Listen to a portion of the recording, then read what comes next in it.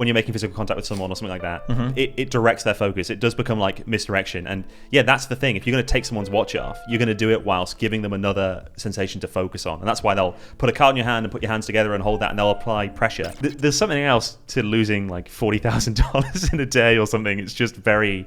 Even if you know you have an advantage and it's going to come back eventually. Because there are days where, because counting is, like you said, it's same thing with like playing poker. Like you can be the best poker to play player at a table, and you could be making even all the statistically and mathematically justified moves, and you might still lose for a few days. Sometimes people say that card counting is cheating, but it is absolutely not cheating in any stretch of the word, because you're playing the game within the rules of the game.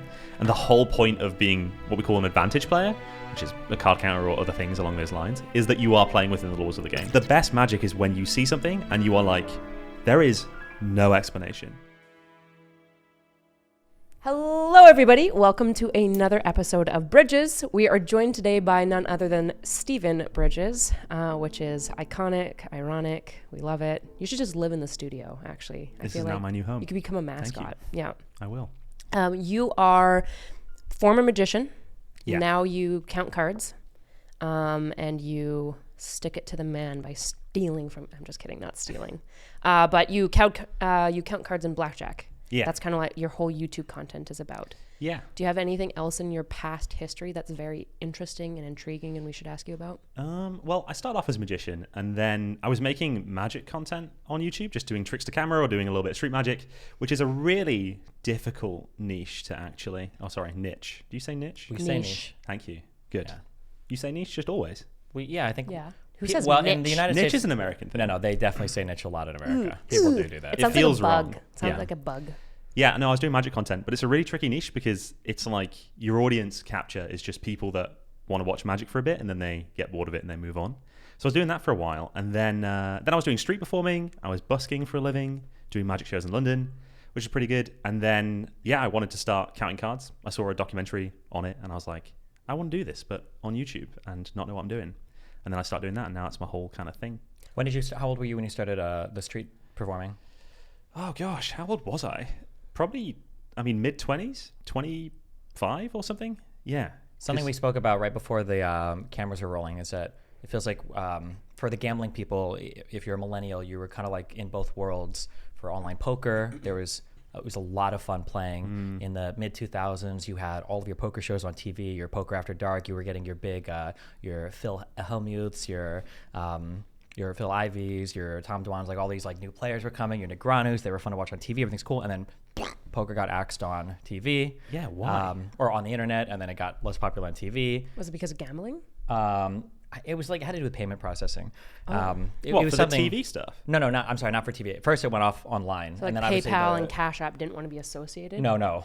Like banks, I think, didn't want to be associated. I think that was the big Poker Stars Banks, thing. famously moral institutions that... And then... Are we doing anti-capitalist stuff? Is that where we're going right now? They hate gambling. No, I just was like, sex that's work. a weird kind of double standard, no? Look, fraud is fine. I was going to say with blackjack, obviously the camera systems have got more sophisticated. I think people are a little bit more in the know about counters. And for street magic, I was going to say David Blaine blew that scene up a ton. Yeah, for sure. But I think that was up quite a bit, or several years before you started doing it. Yeah. Oh yeah. No, I that's how I got into magic, was seeing Blaine on TV. My dad just was like, come and watch this. And magic before then had always been really not cool. I mean, if you could call it cool now. But back then it was just stage magic filmed on TV, which was still good, but it wasn't like anything like what it is now. So Blaine came along and he changed the entire thing by refocusing. Instead of on the trick itself, he put all the attention on the reaction from the people. It was like a sell the sizzle, not the steak kind of thing. And that's what changed the whole of TV magic. And now every single TV magician, Chris Angel, Dynamo, any of the others, it's still that kind of premise of like film the audience reaction and really milk that. They're only just starting to kind of mess with other things now, but yeah. David Blaine is also a really good performer. I have a lot of respect for... Have you seen his live show? I haven't seen any of his live stuff. Go watch his live show. Yeah. It is so good. It'll make you deeply uncomfortable. It's great. Why? He started off just like... Why I don't think he uncomfortable? does this anymore because it's sort of dangerous. Obviously, well, half the show is dangerous. But there's this big metal structure going right up to the top. You can't see where it ends, and it's a big theater because it was in... Actually, tell me who David Blaine is. I actually have no idea. You don't know who David Blaine is? No. Life has changed. Things have moved. What? David Blaine? I've heard the name, but he's a tell street me. magician. He's probably one of the most famous magicians, bar David Copperfield. Have you heard David Copperfield? Okay. No, I haven't. You actually, and you know who David Blaine is. You might just Hold not on. recognize the I'm name. sure I do. David Does he Blaine do all is the guy. dangerous shit? Yes. I'm Yeah. just intrigued now. Can you Yeah. name a magician? Penn and Teller. Okay, fair enough. Two of them. My friend Topher. Okay, that's three. That's three. Chris Angel. Okay, that's fine. David Copperfield's more famous than Chris Angel, though. I don't. And Penn and Teller, Okay. I'd say. I'm sorry. His show is... I shouldn't say these things. Are they all British? No, none of them are British. I was gonna say that would be why I didn't know. It feels Yeah, like like a very Englishy thing, though. I think Chris Angel was probably more popular at a time than Copperfield because Yeah. Chris Angel was the guy that if you liked people like David Blaine, you were like, ugh. And then there's Chris Angel. I feel like Chris Angel was more like Nickelback. It's He that kind of- was. yeah. I watched him in my emo phase. Nice. Yeah. We never had him on our TV, so I've only just seen weird clips where he chops his arm off and stuff like that. Yeah. Yeah. But Okay. anyway, you were okay. David So Blaine. David Blaine, yeah. Yeah, Blaine's good. Oh, yeah, the show. Yeah, so there's this metal sculpture and he starts climbing it at the beginning of the show. And you don't really know how high it goes, but the theater that it's in is in... I can't believe I've forgotten the name of the casino. It's a casino in Vegas, so that's very big. That's all that matters. And he just keeps climbing, and it looks like he's about to jump into these cardboard boxes, but then he just climbs a bit higher. And then there's a couple of fake outs like that until he's at the very, very top, touching essentially the ceiling, and then he jumps onto these boxes, and that's just the opener of the show. It's much better than it sounds, but it's a man jumping from a really high height, and that's quite terrifying to watch live. Yeah. And so does he land on just like is it a big stack of cart? Like what does he land into? Yeah, there's a few. There's Is a it like a decent foam amount. pit? Does it kind Essentially of like that, yeah. Okay. But it's just still feels quite insanely dangerous. So David Blaine does a combination of he's a very good performer. Oh, Like yeah. he has a very good stage presence. He Stunts. does do a lot of, I think, extreme stuff. Yeah. Now I want to repeat things, but I'm worried that they are illusions and I'm an idiot. I heard this. Have you seen him do the needle through the arm thing? Yeah. As far as I know, that's real. So, but yeah, he's- what I've So he's heard just is sticking a needle he's through his run a arm? needle through it so many times that there's like a little scar channel that he can just like Ew, push a needle no. through. You just made me Shot. appreciate how difficult a pitch David Blaine is, because you just explained this thing and you're like, so he just shoves a needle in his arm, and we're just sat like, yeah, I guess. But the it's performance good. is because he's deadpan like, look, this is really But he's done happening. it through. Look. It's through the hand. He goes through. Oh, the, I haven't the even seen hand. that. Yeah, I did that's watch way him do cooler. it with I think it's a British. It's a guy who's known for just being a big ass or whatever. But he does it in front of him where he's just pushing it through his arm. It's Ricky Gervais.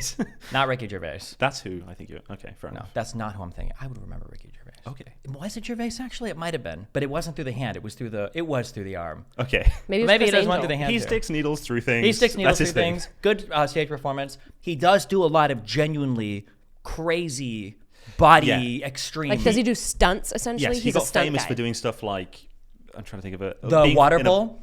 What? Oh yeah, just being in like a bowl of water for 7 days, and Days then holding and his breath and trying to beat the record. for 7 days. Yes. No, not for 7 days. The breath holding thing was for 12 minutes, Yeah, no, 10 the minutes. breath holding I thing was like, I don't know. That. it was real, honest. It was magic. I highly recommend it. He does a very good TED talk on that breath holding trick that he did, where they go through the different things of like, am I going to put a rebreather in my body? Is there a way to, and he shows footage from the hospital of him like, gagging Yeah, and trying to figure it yeah. out. It's so good, that TED talk. Yeah, and then he talks about how like, well, what the coolest thing of all, what if I actually just held my breath for 10 minutes or whatever, or 12 minutes? And then he goes through all of the prep for that, getting his body fat very low, hyperventilating every morning to practice, deoxygenating his blood, doing the way that you can hold. I think ordinarily, Prepped like a deep diver probably would, right? he what? Maybe.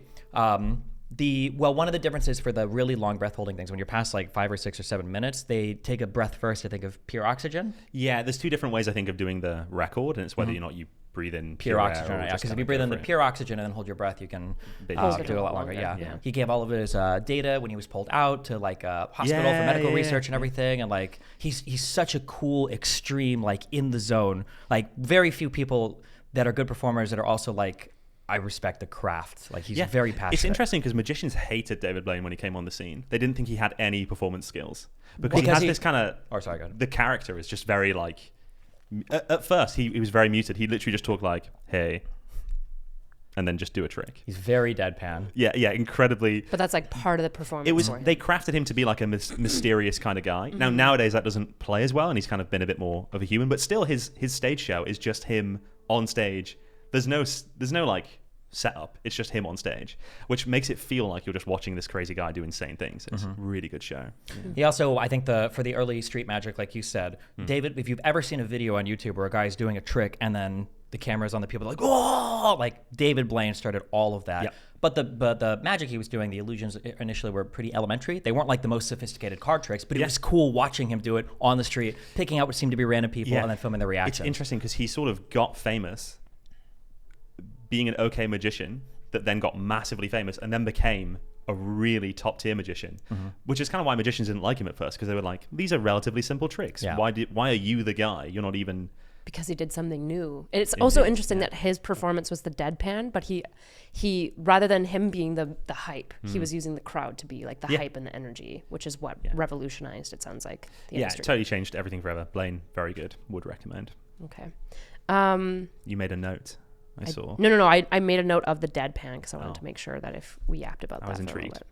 Okay, do you want me to just tell you every time I make a note? No, I just saw. I was just like, wow, something was worth coming back to, but we already did, so no, disappointed.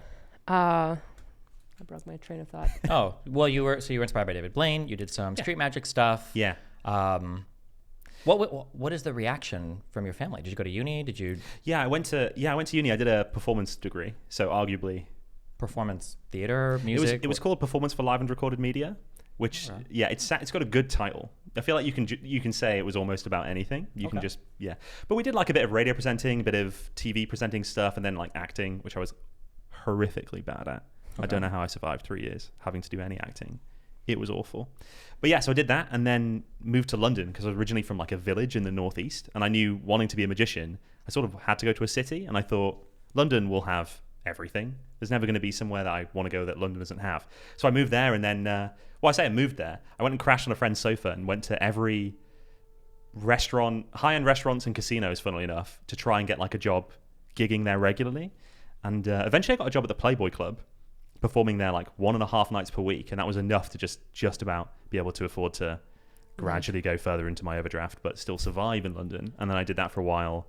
Gigged for a bit, did some radio presenting, and then street performing, which was actually weirdly the most secure of all of those jobs. Street performing, like busking. Yeah, just like building a crowd, doing the show, hatting at the end. Was it good money? Do you need like most buskers, at least in Canada, they need like registration. The to license busk. thing. Yeah. In the UK, in general, you're allowed to make reasonable use of a public space, so you don't have to have a license. That's but nice. then certain cities will put in place a bylaw where they ruin that, and then you do. So London, when I was performing, it was not licensed, and you didn't have to have one, and it was all kind of... Arguably, it's all rubbish now. It doesn't really mean anything. But yeah, so I was doing it then, and it was without a license, and yeah, it was great. You can do okay money-wise. It depends. The top bracket of street performers are doing very well. But then... Like how much when you say very well? Like 4K a month, or are you talking like over 10K a month? Well, street performers be angry at me. I'm sorry, street performers. The highest recorded hat, I think, in London was like £1,000 show, but that would be considered astronomically high, like super high. But I know people that would make £1,000 in a day on a holiday, perfect kind of conditions, getting a lot of shows in. For me, when I was doing it, I think I was making anywhere from something like 60 to 150 a show, and that would maybe be a 45-minute span, and then I'd maybe do that twice or 3 times in the day or something. So it was really good, because if you were skint or low on money, you could just go out there and perform more. Yeah. It did mean that your weekends you'd feel really guilty if you took a weekend off, because it's the best time. And if the weather was good, you also feel like you should work. So it's like, oh great, I'll take a rainy Monday off, and yeah, not quite the same. But it was a great job. Why did you... So I know your dad showed you magic or whatever, but what made you go, I want to do a career in that? Because I feel like that's such a unique niche, as we talked about, that I know a couple people that have gone into doing magic, and I'm just curious about like the thinking that goes in behind it, being like, yeah, I want to make a living out of this. I think for me, it was less about making a living, although I did want to do that. It was more just, this is really cool, I want to do that. And I didn't have a sense of whether that would be difficult, impossible, realistic as a kid at all. I was like 10 years old, and I had no concept of whether it would be possible. I was like, well, this guy's doing it, I can be this guy. And it was just that kind of simple. So I started doing little gigs when I was a teenager, and I just really enjoyed it and just kept going. And also it at the time as well pays a lot better, even as like a 15-year-old or whatever. It paid a lot better than doing any other job. So you're kind of also having this weird sense of, this weird value of money is being distorted. Once you're getting paid like a couple £100 for an hour or two's work, you just suddenly be like, well, why would I do dishwashing or something? Yeah, Or exactly. McDonald's. And I was luckily in the position where I could gig every now and again, weddings and stuff like that. So I just kept it going. But yeah, I just saw it and I was like, this is the coolest thing I have seen, in my opinion. I know magic is not historically considered cool, but to me, coolest thing ever. And I just wanted to do it. So that was it. For doing tricks on the street, is there like a code, or is there an ethics, or is there a disagreement among people for whether or not it's ethical to do tricks where you are basically presenting like unwinnable games to the audience? Oh, right. Yeah. So that would be, that would be considered, that wouldn't even be in the bracket of street performing, like shell game and things like that, and Sure. three-card Monty. Yeah. Yeah, unless you're doing it as a performance. Well, yeah. So like ideally, or at least, I mean, I say this to people I've seen on YouTube, the ones that are scammy tend to be good performers as well, right? Like, yeah. I could do Oh, that would be totally considered immoral for Immoral? sure. Okay. Oh, yeah, totally. Because you're just stealing from people with extra steps. Okay. Have you ever seen Chappelle talks about trying to disrupt one of those street performers? Have you ever seen that happen or whatever? Yeah, I've seen it a few times in London. There was like this bridge between, which bridge was it? The bridge between, it doesn't matter. There was a bridge, and then on it, it's between two boroughs. So it's kind of like ambiguous which police department would be called. So there would be a lot of the time they do the three-card Monty or the shell game on those. I've seen it. The shell game. What's like an unwinnable game? Just walk me through it. Shell game, it's normally done with like bottle caps these days. So they'll have 3 bottle caps and a little P underneath, like a little rubber ball. So like kind of like, and they just mix it up, and you've got to determine like which the one is cup game. the thing. But it's unwinnable. You literally. Is that because they pop it out, or There's a bunch of different ways that they can do it. Yeah, they can steal the ball out and move it to a different one. It's totally unwinnable though. Whereas 3-card Monty is more about switching the cards as they're being mixed up. So you got to find the queen, keep an eye on it. They get mixed, and they can switch it. And they could also switch it when they reveal it. It's really funny though, because I did a video once where I did a 3-card Monty performance, because I did it on that bridge, and the comment section of that video, it's my most viewed video, is just insane. The amount of people that have this really strong impression that they could beat the game because they go, well, I just picked the card I knew it wasn't, or something like this. I'm like, and then they'd go, all right, go away. What are you going to do? They will fight you. Like it's just way more, it's a bit more organized crimey than I think people realize. So it's just really funny when people are thinking, oh, I can beat the game by doing this. Well, even if you win, they're not going to pay you. They're just not going to. They're going to tell you to leave. And then there's a bunch of them. In a very weird way, it reminds me of people who buy gold as insurance for the apocalypse. Right. And it's like, do you even have your gold? I have a certificate for it. It's like, okay, so when the apocalypse happens, you're going to mail them and get your gold when everything is broken down in society? Okay, yeah. Yeah. That's the same thing, yeah. Okay, so from street performing to... Wait, what type of magic did you do? I think my specialty was kind of like cards and close-up, but I did less of that on the street because street shows require a very different approach in terms of the material that you would do. Because it needs to be bigger, essentially, for the crowd, or Yeah, it's not even, well, bigger is better for sure, because the bigger the crowd, the more you'll get paid. It's just that simple, which is why there's a lot of unicycle performers, and there's a whole structure to doing a street show that is very different to how you do a regular show.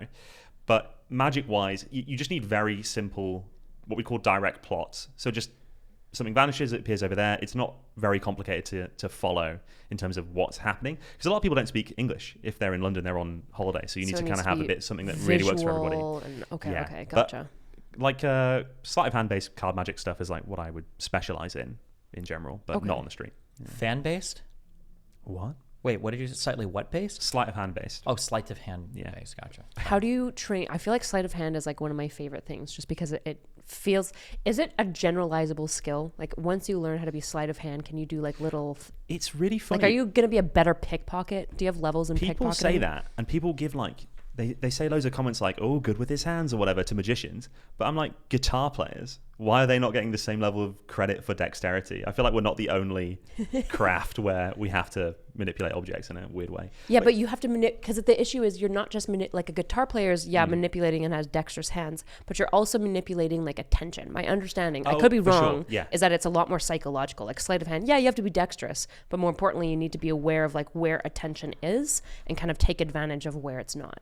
Yeah, that would be like misdirection. It's kind of a different skill in a way, although these things overlap. There's different deceptive techniques within magic. So someone could be really good at mind reading, but trash at sleight of hand.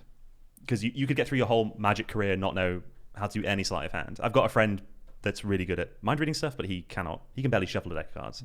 So it really depends what you're going for. Misdirection it's kind of badly named because it's like, hey, look over there, and then you do something sneaky. But really, misdirection is just directing someone's attention and being able to control their eye line. And the closer the person is, the easier it is to do that.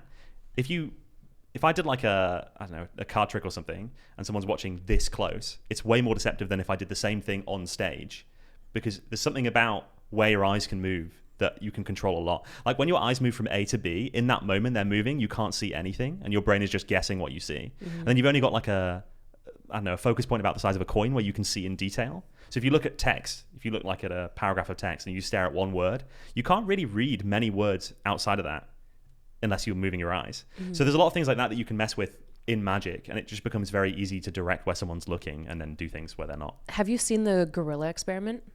Oh yeah. Is it so? It's exactly. it's taking advantage. Very of very that. similar thing. Yeah, that's such a good example when you're giving someone such a clear focus point that they're tuning out everything else, and then you're doing something that's really cool Magic wise that happens in terms of like a psychological technique is what we call an offbeat, which is where a good example is a magic moment happens, and the moment the magic happens, people react. So there's like a tension build, and then there's a release of that tension. So then people will laugh, they'll tip their head back, they'll look and make eye contact with somebody. That's the best moment to do stuff. To like set up the next thing that you're doing. Yeah, it's really, really I was exploitable. going to say too, depending on the trick, a lot of the magic happens before the actual payoff, and people aren't realizing like what's going on. Like I'm sure you're familiar with like the cups and balls routine, right? Yes. Like all of the magic between where you're like, basically somebody starts with one ball under these cups and he moves them around. He's like, can you find the ball? And then as he lifts these cups, more and more balls are appearing, and you have no idea what's happening. And if you understand the moves, well, like all of the magic, and this is true for a lot of card tricks as well. Basically, a lot of these tricks are done before any of the payoff, and then when they're getting near the payoff, they're saying, okay, now be very, very, very careful. And like the not to spoil every card trick, but like generally when people are saying like watch this very closely or whatever, they've probably already prepared the trick. It's already basically good to go. And then when they start doing stuff and it seems magical, if you rewind to 20 or whatever seconds and you watch, like, oh, this is when he was loading, the cup, or this is when he was, arranging the deck or whatever. And so a lot of that misdirection isn't like, a lot of people think it's like, whoa, I'm doing wow. It's usually like they're talking to you as the guy's like, it seems like he's just like clearing the table, but he's not. He's actually setting up the trick. And then, Cups and Balls is actually a really good example of this kind of offbeat principle, because when that ball appears, that's the moment you're like, what? No way. There's two now and there was only one. And then they could do anything in theory in that moment because there's like a relaxed kind of beat. Yeah. That's so interesting. I love in neuro like cognitive psych or whatever, looking at like attention and just like how your executive system functions. Like there's a rule in psychology that like you never learn what you don't attend to, right? And so like probably sleight of hand is so interesting to me because it's all about attendance and like directing where attendance goes. I'm super curious how I always say that phrase. I need to stop.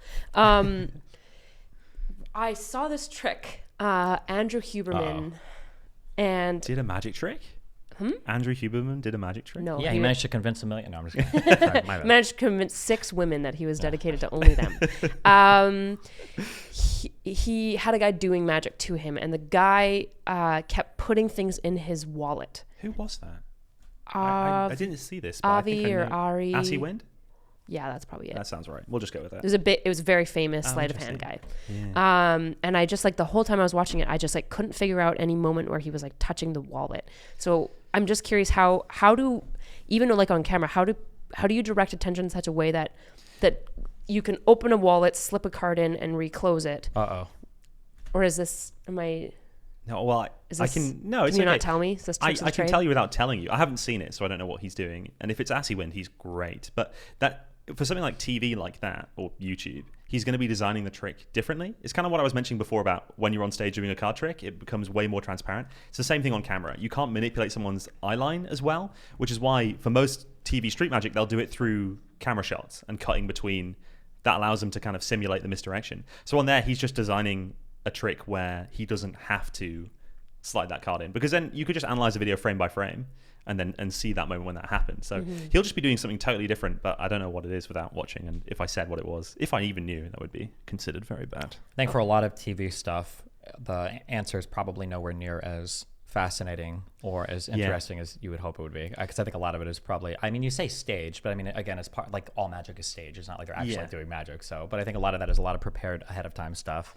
Yeah, it's interesting because I think most magicians go through the journey of starting off with quite simple tricks, then learning really complex, difficult stuff, and then later realizing that there's a bit of a less is more approach to the techniques that you're using, and then maybe ending with something quite simple. But it's very weird, actually, because sometimes a trick can have a really simple explanation, but it's psychologically structured in a way where you would never come up with that explanation. And that's really where the magic is, or the skill is, not the execution.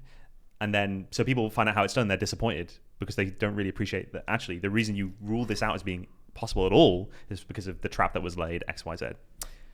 Not to take a very controversial take here, but this reminds me of one of the things I get so irritated by. I understand different people watch media for different reasons. I personally don't care about spoilers. Okay, I think if a movie is good, it's good. If it's spoiled or whatever, it doesn't matter. It's the movie itself is really, really, really good. Hold on. As in, if someone told you the end to a movie, I don't care. Don't That's care. fine. I'll watch it. What If it's a good like movie, I'll enjoy it. twist-based Doesn't movie? matter. Who cares? I want to see how it's set up. Watch it. It's interesting. Okay, Yeah. fair enough. Yeah.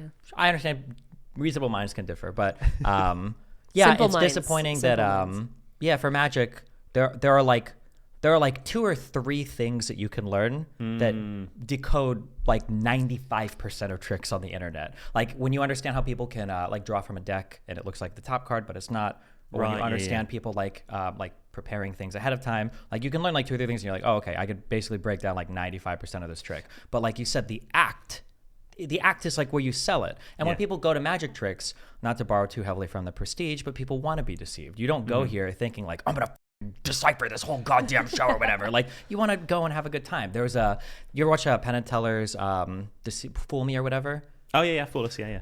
There's a guy that he goes through an entire trick, and I don't remember the guy's name. I wish I could actually. It's really rude or disrespectful not to remember his name, but he goes through an entire trick where something happens where he deals out a deck. He shows them the deck at the end, and like every single card is the wrong way except for like a card. Oh, Costa Kimlet. Yeah, that might have been it. Yeah. Yeah. That trick is So the shuffle face up, face down. Yes, Yeah. it's a very simple trick when you know the. You think?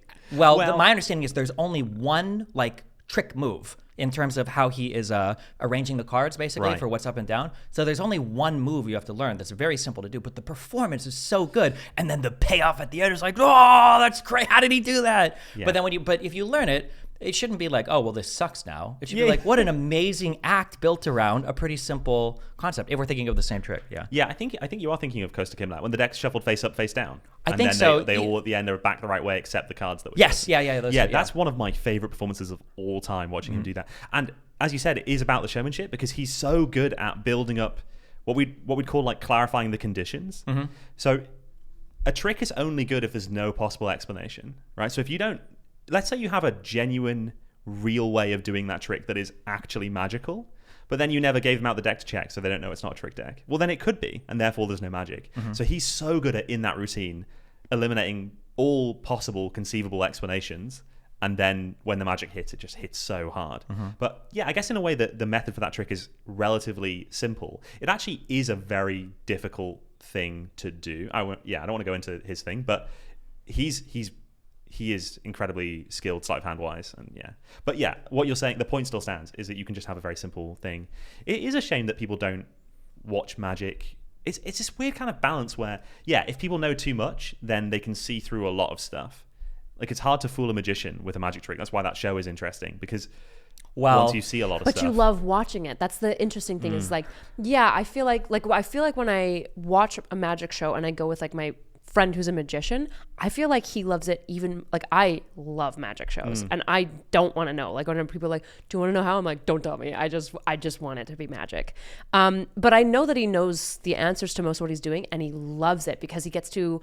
I wonder if it's like appreciating a different element. Like when I'm going to sound so cringe, but like when I watch like horse stuff, because I'm a rider, some people might watch it and be like, that's boring, or it's so cool how high that thing jumped or whatever. But when I watch it, I'm like, it's incredible to see like the point position of the leg and like the hand movements and like, oh, I saw the horse like took an odd stride there, and like watching how it corrected. So even though I'm like seeing in more minute detail, I can almost appreciate different facets of it because and which is why the Fool Us is so interesting to watch, because Penn and Teller kind of break down what they appreciate about it, which as a layperson, I'm just like, oh, I didn't even think of that. I didn't even think about how you have to think about crowd psychology while doing all of this stuff. Yeah, it's interesting because magic is one of the only crafts where the whole point is to create an experience where there's no possible explanation, which gives you like a feeling of no way. And it's really hard to hit that. Like generally, most magicians are doing tricks where you go, oh, that was amazing. I don't know how that was done. But the implicit kind of thing behind that sentence is that there must be a way, you just don't know what it is. But the best magic is when you see something and you are like, there is no explanation. There's only been maybe 3 or 4 times in my life I've seen a magic trick where I've gone, but there is no way. There is literally no way.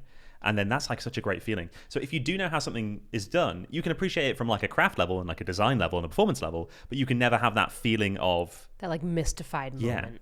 I think that's one of the things I like about David Blaine doing so many different things. I do think some stuff is pretty heavily staged for TV on some of his, like, not his specials, but like his things with like celebs or whatever. He has gotten very good at like sleight of hand and like misdirection. He does do some legitimate crazy body pushing stuff. So when you see a David Blaine trick, you actually have no idea of, was this set up ahead of time? Did he really just do that? Was this a simple trick? It's like, because you're always like in the mystery zone with him, yeah. Yeah, he doesn't use stooges as far as I'm aware. I don't think there's really many cases. I'd have to go back and check, Stooges? but there was one trick where you basically set things up ahead of time. So Oh, that's called a stooge? No, sorry, a stooge would be when you have someone in on it. Oh, So when the reaction is fake would be the worst version of that, or where... I don't think he uses stooges, No, but I'm thinking of tricks where like when you're doing like card magic, so a very, very famous or popular thing is the idea of a force, where you feel like you're picking a card when in reality you're being forced to pick one. Yeah. And these can happen in a lot of ways too. People think it's like some psychological mind game, but it might even be as simple as like, okay, Which one's more forward or back? well, not even necessarily that. It might be like, here's 2 cards, okay? Pick one of the one of these cards. And then they're like, that one. They're like, okay, great. So that one's going away. Yeah, you You're pick getting this one. Okay, fine. I'll hold on to this one, and then you take about, or something like that, right? There's like a million ways to do this. Yeah, but there are tricks that I see him do where I think there's some kind of force because he's like a guy's picking a car, but then he'll go to like the fruit basket, and open a piece of fruit, and inside the piece of fruit will be like that has to be set up ahead of time. I get what you mean. Yeah. But when you watch David Blaine, you have no idea what combination of tricks are being employed, and I think that makes it like so much more fascinating or interesting. Yeah, it's interesting. There has to be like a level of trust, I think, when watching TV magic, which is why I think, I don't want to start shit talking various magicians, but I think partly where Chris Angel went wrong is that he just kind of escalated things to the point where you just knew that what you were seeing wasn't believable Real. or realistic, Yeah. which is a shame. Side note, to say something nice about him. Apparently, his stage show in Vegas is awesome. Haven't seen it, but apparently it's really great. But it's a shame that on the TV level, if you're watching it and you just go, well, I think these people are actors, or I think this is VFX, then what are you watching? You just have no value, which is why Blaine does all this stuff with celebrities, so at least you don't believe that the audience is fake, which I don't think they are. Sure. It's like the difference between Cirque du Soleil versus WWF. Yeah. Yeah. The one thing I was going to comment on that was kind of funny was I don't know if this happened a lot. I know there were a few performances where it seemed like this was the case. The Penn and Tellers Fool Us. There were a few acts it was getting to the point to where the acts were very meta-crafted for the show. Oh, yeah. Where they weren't trying to trick the audience. Yeah. They were trying to trick Penn and Teller, but not tricking them by having a trick that was indecipherable, but tricking them by designing a trick that looked like they were employing one trick, but they were actually employing a way different trick. And it just made them go, oh, I know how you did that. It was this. Actually, we did something way different. Yeah. But it was just in service of like this meta mind of like the actual show itself for Penn and Teller, yeah. Yeah, especially when they didn't have all the rules worked out initially. So people would have a red herring, which would lead... It's kind of what I'm talking about where you want to eliminate all possible explanations. Well, they'd go, well, I'm going to eliminate the explanation that I'm doing, but leave this one right here for them to latch onto. Sure. And then that's what they go for. They're wrong, and then they win. But really, is that a win if they had a perfectly justifiable explanation? Becomes tricky. But yeah, the whole thing with that show is you have to approach it in 2 ways. Either I'm going to fool Penn and Teller, or I'm going to go and do a performance that's really going to sell me well, and they're going to know how it's done. But usually they give them to those guys anyways, because I've seen a few where they're like, really? listen, I think we figured it out, but this was so good, we're just going to say you full. I've seen a couple They've just of become jaded with the show. They're like, you know what, that was a well, great... not jaded, but the performances were so good, they wanted to give them the win. They don't They were want to such justify it. amazing performers, yeah. How do you think being a magician changes the way that you think? Ooh, interesting and deep. Let me think. I should have something good. I don't know. I'm going to lead you down the road of debunking if you want to like go in that direction, but I just want to ask it more generally. Yeah, I'm trying to... It definitely does affect things, but it's kind of hard to pinpoint what those things are when you've been doing it a while. Yeah, that's fair. I think it probably, I don't know. I don't want to sort of say something that's like maybe grandiose or overinflate our magician sense of their own importance by saying something, but there's got to be things, but I have none at the top of my head. Maybe we scale it back. So like when you take Psychology 101, the first thing that happens is everyone starts seeing diagnoses in all of their friends and family. That's like the classic beginner psychology thing. And then as you develop more in psychology and you start understanding differential diagnosis and stuff like that, I think it like gets more complicated. Like the way, because I was a psychometrician, allegedly. That is a cool title. I know. A psychometrician. Psychomagician. What is a psychometrician? I administer like neuropsych tests and IQ tests and stuff like that. Cool. But the way that I think and like analyze people is so much different than in Psych 101. Do you know what I'm saying? So like in Psych 101, you get sense in a way. Quick heuristics, and now it's to the point where like I'm pretty good at like watching, like establishing baseline of behavior of people pretty quickly. So I'm curious if you've noticed anything like that. Well, this maybe isn't from a psychology perspective, but going back to the sleight of hand thing, it does affect your ability to just manipulate objects in general. Like I feel like sometimes people do things in a really inefficient way, or when they're handling a thing, it just doesn't look like they're very fluid in it. Whereas I think magicians, because we have to work with so many different objects, you just become quite good with small objects, which is like a really lame superpower, but you know, you might just be a bit more efficient at, I don't know, handling objects. And one thing I'm kind of interested in for like in a dating environment or something else, do you think that anything that you would have learned for magic, so like are you familiar with like how pickpockets, to deceive right? a woman? Yeah, hold on, wait, that sounded a lot darker than it was, right? So a lot of like pickpocketing in public areas is kind of based on this idea. Magicians know this with you've seen like the watch trick. Oh yeah. Yeah. Basically, like if I'm shaking, if I hold your hand and I start shaking it, I can basically do anything to your body. You're not going to know, right? Oh yeah, within reason. That's for sure true. Yeah. I mean, like anything. So like okay, so first of all, especially for strangers, this is like making physical contact with somebody who's like a really like, you're kind of like outside of your comfort zone. Okay. And then like as we're talking, you're paying a little bit more attention now, but it would be very like trivial to like unzip this and then reach in and take something out of your pocket while we're having this conversation, and then to do stuff like that. And because remember the prepared trick ahead of time, I might do that, and then like 5 minutes later, I might bring up something like, oh, like, can you catch the bill, or do you want me to do it? And I'll like take your wallet out, and you're like, whoa, how did you do that? Not knowing that like 5 minutes earlier. So I like for girls, have you ever done anything where you like leave a phone number in somebody's like purse, or like done any? That would be such high magician riz. Do you know what that would be like? Depending on the girl, either the creepiest thing they've ever seen in their entire lives, or they'd be like, wow. They're like, I am never seeing you again. That's funny. What you're saying though about when you're making physical contact with someone or something like that, it directs their focus. It does become like misdirection. And yeah, that's the thing. If you're going to take someone's watch off, you're going to do it whilst giving them another sensation to focus on. And that's why they'll put a card in your hand and put your hands together and hold that, and they'll apply pressure. But are there some people that are going to be like more resilient to that kind of misdirection? Like if somebody's trained, if somebody's like super hyper vigilant because of like trauma, or somebody's like trained to be hyper attentive at all times, like somebody who's maybe like military or something, are they going to be more resilient to for sure those if any form of physical contact makes that person uncomfortable, or they register it, then yeah, they're going to be probably a little bit more attuned to that. But you just wouldn't do that kind of trick on that person. People, how do you read that though? Like if you're shaking somebody's hand, how do you know if they're the person that you can slip the bill into, or they're going to like jump away? You can so when I was gigging, this is sort of part of the job, I was doing a lot of what we call mingling magic. So you're at like a cocktail party type thing. People might know each other, but they're all just standing there awkwardly, especially when it's early, and you'd have to go over and break the ice in essence.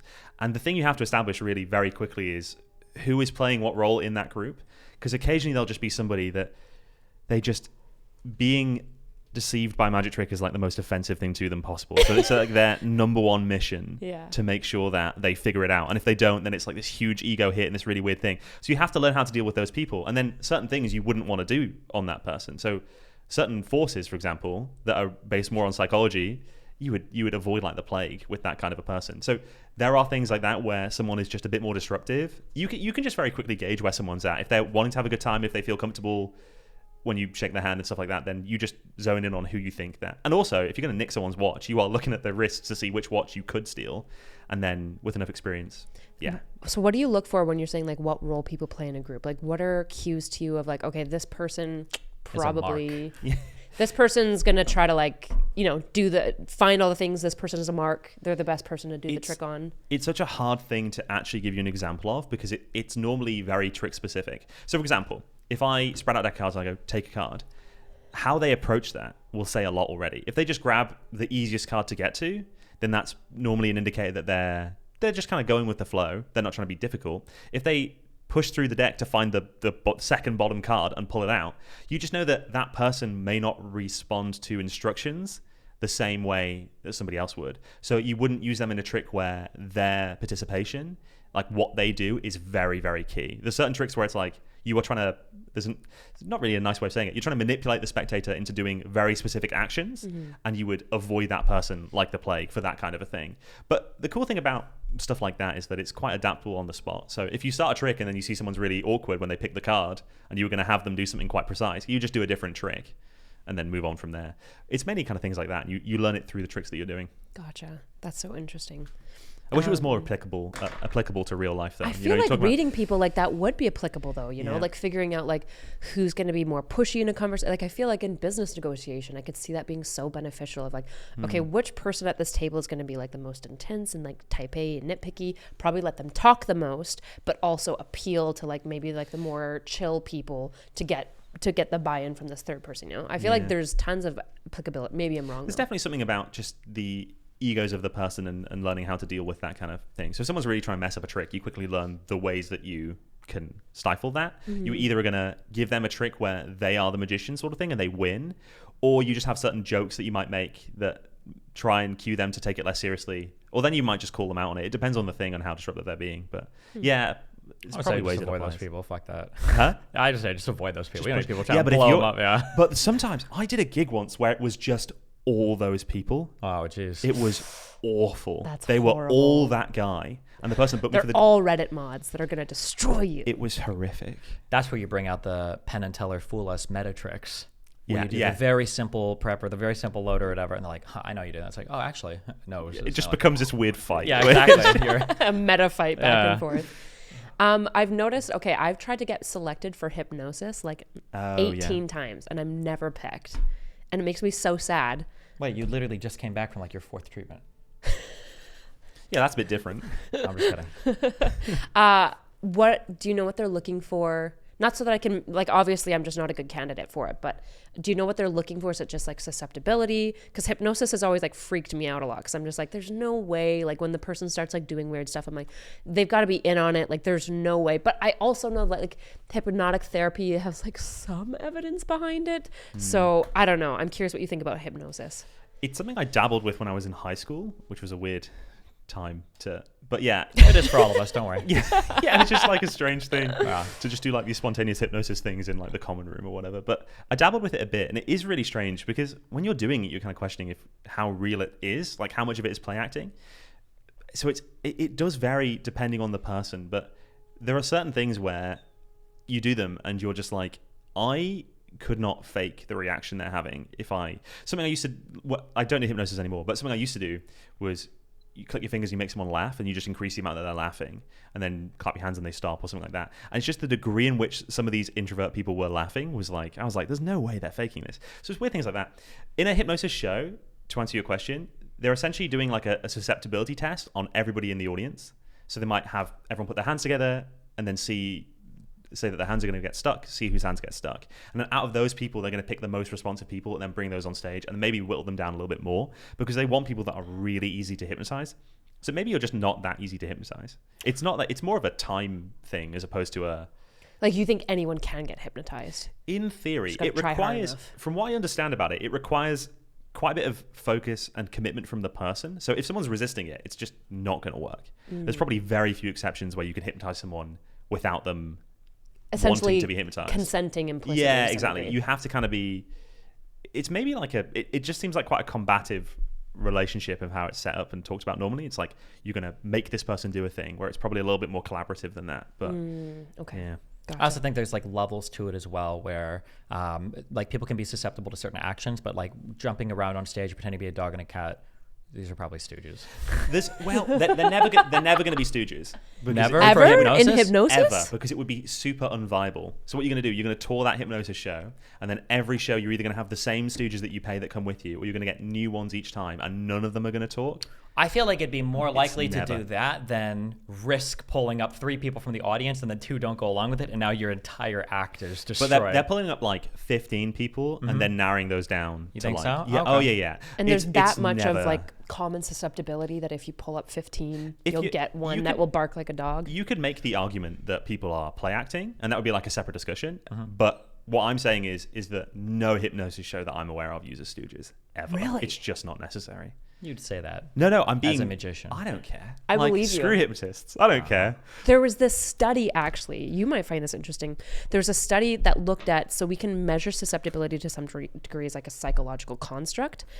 And there was a study where basically they convinced half of the people to have DID, dissociative identity disorder, and half of the people genuinely had DID. And the researchers were blind. They didn't know who was who. And it was so interesting how quickly they could convince high susceptibility people to have DID and genuinely believe that they have DID. And then like basically at the end, they like debrief them. They're like, by the way, you don't have DID. Like we just like convinced you. It's just like, hey, does this taste a bit funny to you? And Yeah. then some people will be like, yeah, maybe, because the suggestion that it will is enough to tip some people. But whether or not playing, like, I get what you're saying though with the extreme stuff, but bear in mind, there's different levels. Do they believe they're a dog? That's like a separate question. But do they feel comfortable enough that it's a good idea to act like a dog? Well, then it's a very different ask. I think the word you used earlier is good for when you talk about hypnosis on stage or any type of hypnosis. It's a collaborative effort. You can't like mind somebody and swing the watch and now they're like, "Whoa, what's going on?" sure. or whatever. Yeah. Also, I think hypnotherapy, surprisingly, I think has really stellar outcomes when it comes to certain types of addictions. Like I think for quitting smoking, so. I think hypnotherapy is good. But again, it's not like you are very sleepy, go back into your past and delete your desire for smoking or whatever. I think it's a lot more collaborative than that. For sure. It's probably in part, I bet you, I'm just doing a side tangent now, but because we know that like psychedelics are really effective for treating addictive issues as well. I suspect that hypnosis is probably tapping into the same like kind of brain structures that a hallucinogen is tapping into. I could be wrong. That would be my like theoretical speculation based on just I don't my think brain. they know why hypnosis works, in all honesty. I think they're We'll figure still it not out. that sure. But I think stage hypnosis is very different to hypnotherapy. Hypnotherapy would be a lot more thorough. Stage hypnosis would be about getting short-term results that achieve a very specific objective. But Right. there's not many things in stage hypnosis that would last beyond the day kind of thing. What has been your absolute best and worst performance experience? You can start with either Whatever. one. Yeah. Oh no, I'll start with the bad one. They're so much easier. Okay. Well, they stick in so, your brain? Funny that you mentioned the David Blaine trick with the card appearing in the orange or whatever Okay. it was. I used to do a very similar trick where I would do on the street cups and balls, or just one cup and a ball, and at the end a lemon would appear, and then inside that lemon would be the card or the bill that someone had given like way earlier in the show. And one time, and I'd got my street show to quite a good place where I really could build up this moment, because for me it was like, I could give out that lemon to be examined and they could forensically examine it. It's a normal lemon. There's no cuts, nothing, no modifications. So I really would build this up. And then I would do my hat speech, like saying at the end, I'm going to hold up my hat, blah, blah, blah. So it was really contingent on this being a good moment. And one time I was doing the show and I just built this up, opened it up, and there was just nothing inside. And I had no idea what went wrong. And there was another lemon, because I made 2 appear, and I was like, okay. And I just grabbed that one, opened it, still nothing. And there was just no card in the lemon. And it was the most awkward ending for what was a really good show up until that moment. And I just awkwardly was like, well, I was like, you know when magicians pretend that they've messed up a trick so something great happens? This isn't one of those times. So that's the end. Thanks for watching. I'm going to hold out my hat anyway. And someone came up to me and tipped me and went, that was awful, and just left. That's probably one of my worst screw-ups. The other one that springs to mind was when I was doing a stage competition. I was doing magic competitions as a teenager because I was that cool. That's so cool. I did this trick where you give someone a sketch pad, you have a sketch pad, you stand back to back with them, and you just have them draw anything they like. Once again, finale of the show. I don't know why I always have my finale screw up, but we just drew totally different things. They're supposed to match, and that's really impressive. And it was just very, very different, and I had no plan B, no out. A good magician will always have some kind of backup plan they can spin into. I did not. Am I allowed to ask, how would the back-to-back drawing work? I can't tell you. I'm Oh sorry. my God. I know. He So told us lame. beforehand, so you guys know. So Yeah, it's true. We Yeah, know. I just on camera it would be. Yeah. Okay. Secret. And what was your best, most standout, like? I had these are all things that don't make me look good. They don't they don't give me a lot of credit. I'm trying to think of something where I'll look really cool. But one thing that happened once, which was Wait, like, what do you mean by that? They don't give me a lot of credit. well, Well, I have a good story for this, but it's not like me doing a trick really well. It's just me getting really lucky during the trick. So that's probably better. So I would do this trick where I have a deck of cards. It's like a classic plot. And you've turned one card the wrong way around, or you put a card on the table, and you essentially have someone name any card, and that's the card that you turn over. And I was gigging, and I worked on this a lot to sort of find the most dramatic way of doing this trick. And I'd found that if I had everybody at the table think of a card except one person, and then have that person point at one of the people on the table, and then that card was named, and then that was the card, it would raise way more questions about how the hell could that happen? Because now you're thinking, well, if you chose a different person, it would be different. And if that person had chosen a different card, it would be different. It just really builds up the trick. Yeah. So I'd always get people to do that. And one time I did it for it was only a table of 3. And I just had them all think of a card. And they all just thought of the same card by chance. And it was one, and it just made the whole thing look insanely more badass than it was. So that's cool. That was the end. That's when I left. Mic drop moment. Okay. I was going back to how does being a magician change how you think? We were talking, Steve and I were talking about this before actually, but a lot of magicians are known for like being conspiracy debunkers, or they'll kind of resist conspiracy thinking. Do you think Right before we get into that, I'm so sorry. Just one quick question. Yeah. Is it possible to perfectly, is it riff shuffling? Is that what Shuffle a deck? Yeah. Is that possible? Yeah. 100%. What do you mean by perfectly shuffle? There are some tricks where at parts in the deck, at parts of the trick, you would say like the deck is in your control, meaning the cards are, you know where they are, you know the location, 20 from the top, whatever, you know exactly the cards are. And then people will, it's called a riff shuffle, right? When you do the riff shuffle, yeah.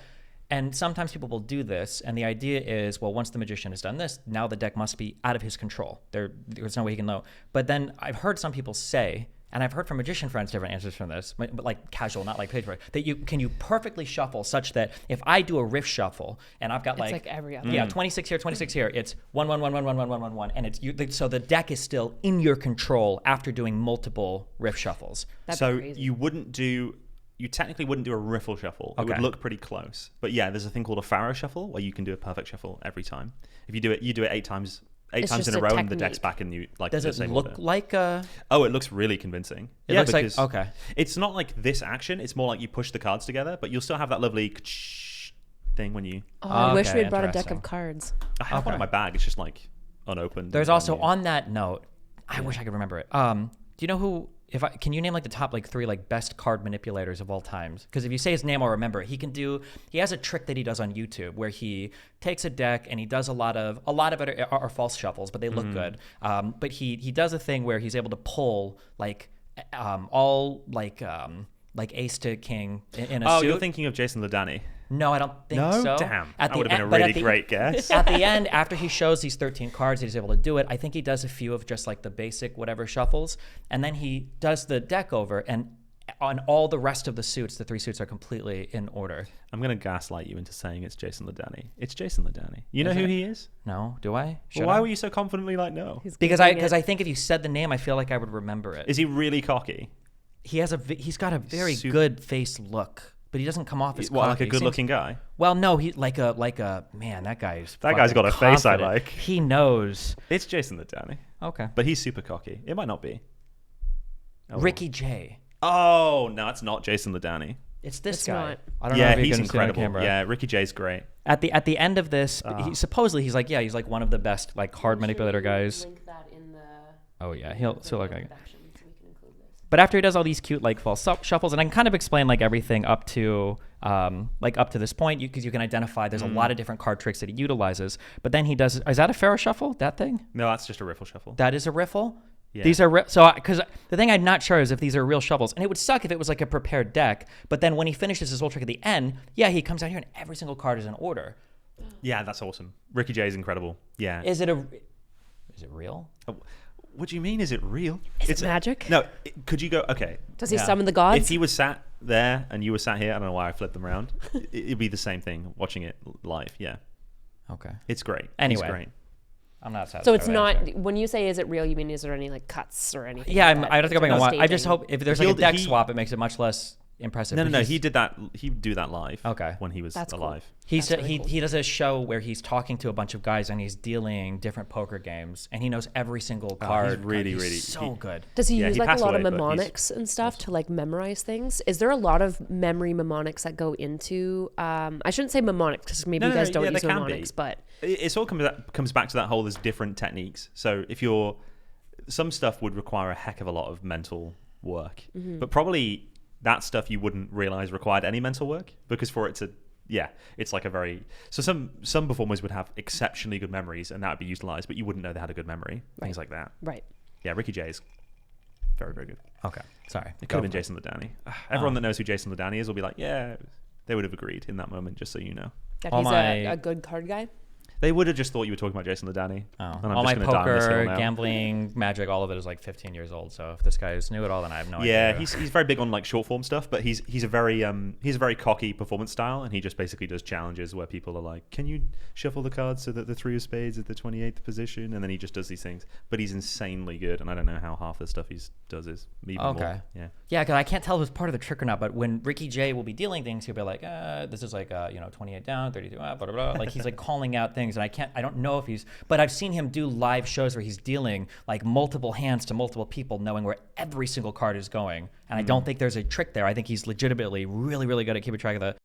If somebody's listening, it's like, what an idiot! It's a complete and total trick. What a dumbass. No, I mean, But, there's okay. no way of answering these things. It's just so interesting because it's like, okay, either lots of these magicians have insane memory techniques that they've like worked on a bunch, or they just have like, because like your brain can only hold so much information by and large unless you're using some sort of like memory trick.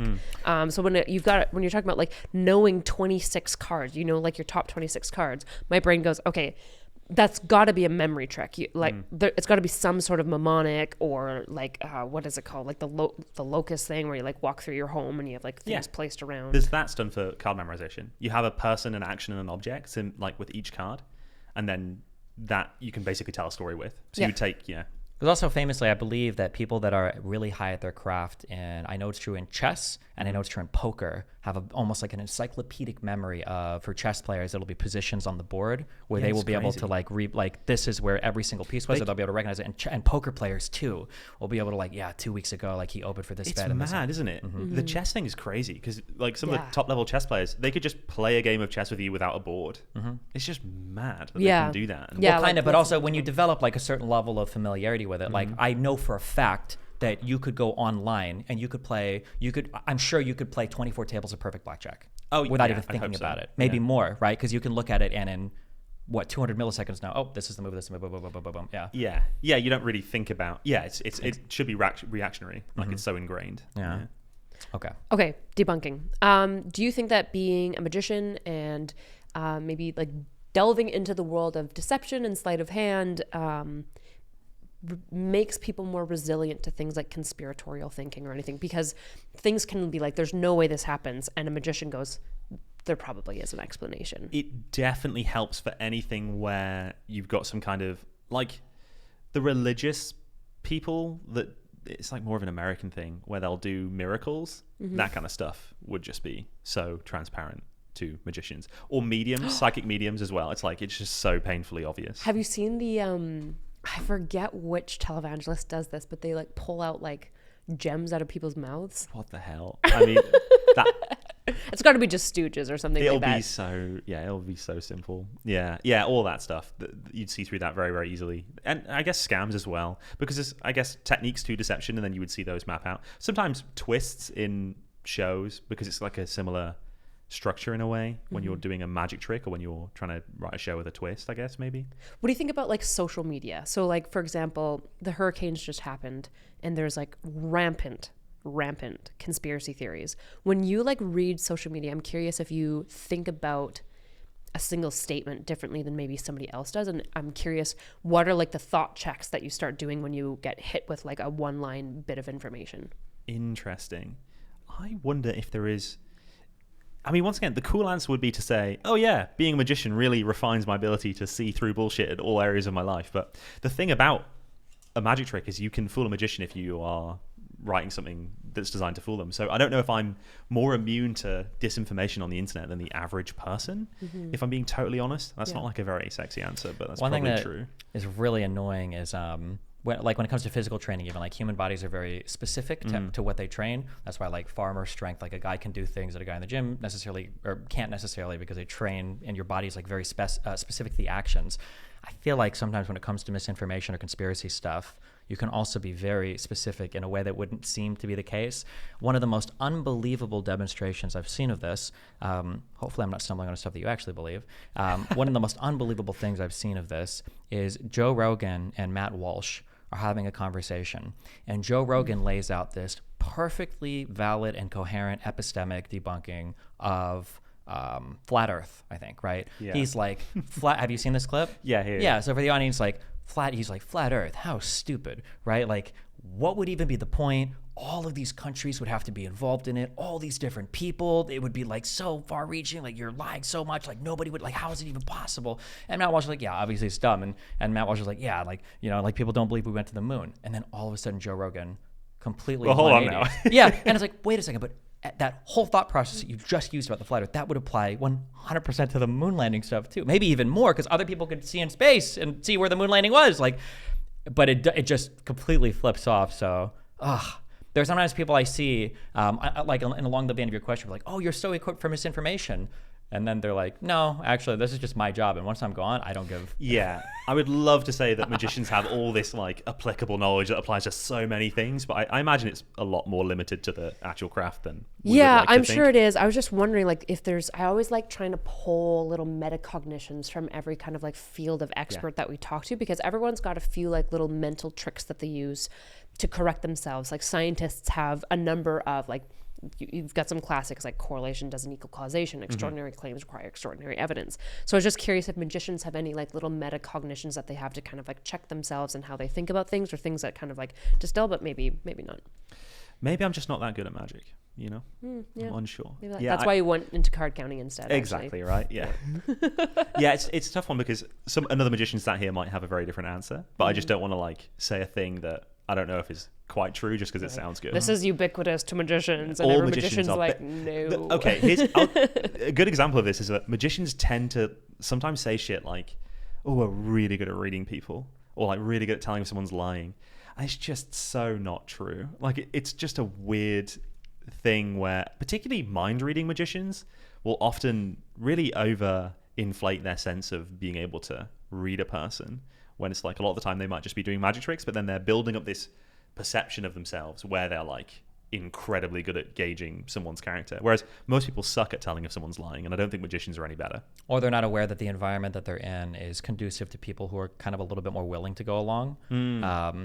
It reminds me, I don't know if these stories are true or not to be too sexist, but sometimes I read stories where like a girlfriend and a boyfriend are like play wrestling for a lot of the time, and then one day she attacks him and he's not aware of it, and he doesn't know what's happening, and then he's at like full, beast mode or whatever, and then afterwards the girl's like, holy fuck, like I thought that this was way closer than it ever was, and now like my entire worldview of like the difference between us physically has been shattered, and I don't feel comfortable anymore.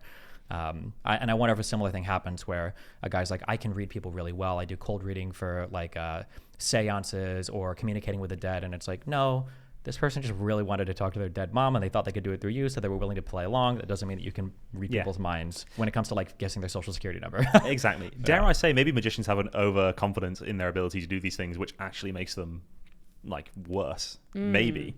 Because at least the average person is like, I don't know how to read people, and then they don't have this overinflated sense that they can. Right. There's almost like an expert bias that it begins to emerge. Like there's a really good study of clinical psychologists, and they were predicting recidivism, so like likelihood of somebody doing a crime. So they had clinical psychologists, and then they had people who used what's called an actuarial, which is like a predictive measure of future crime, and then they just had like lay people.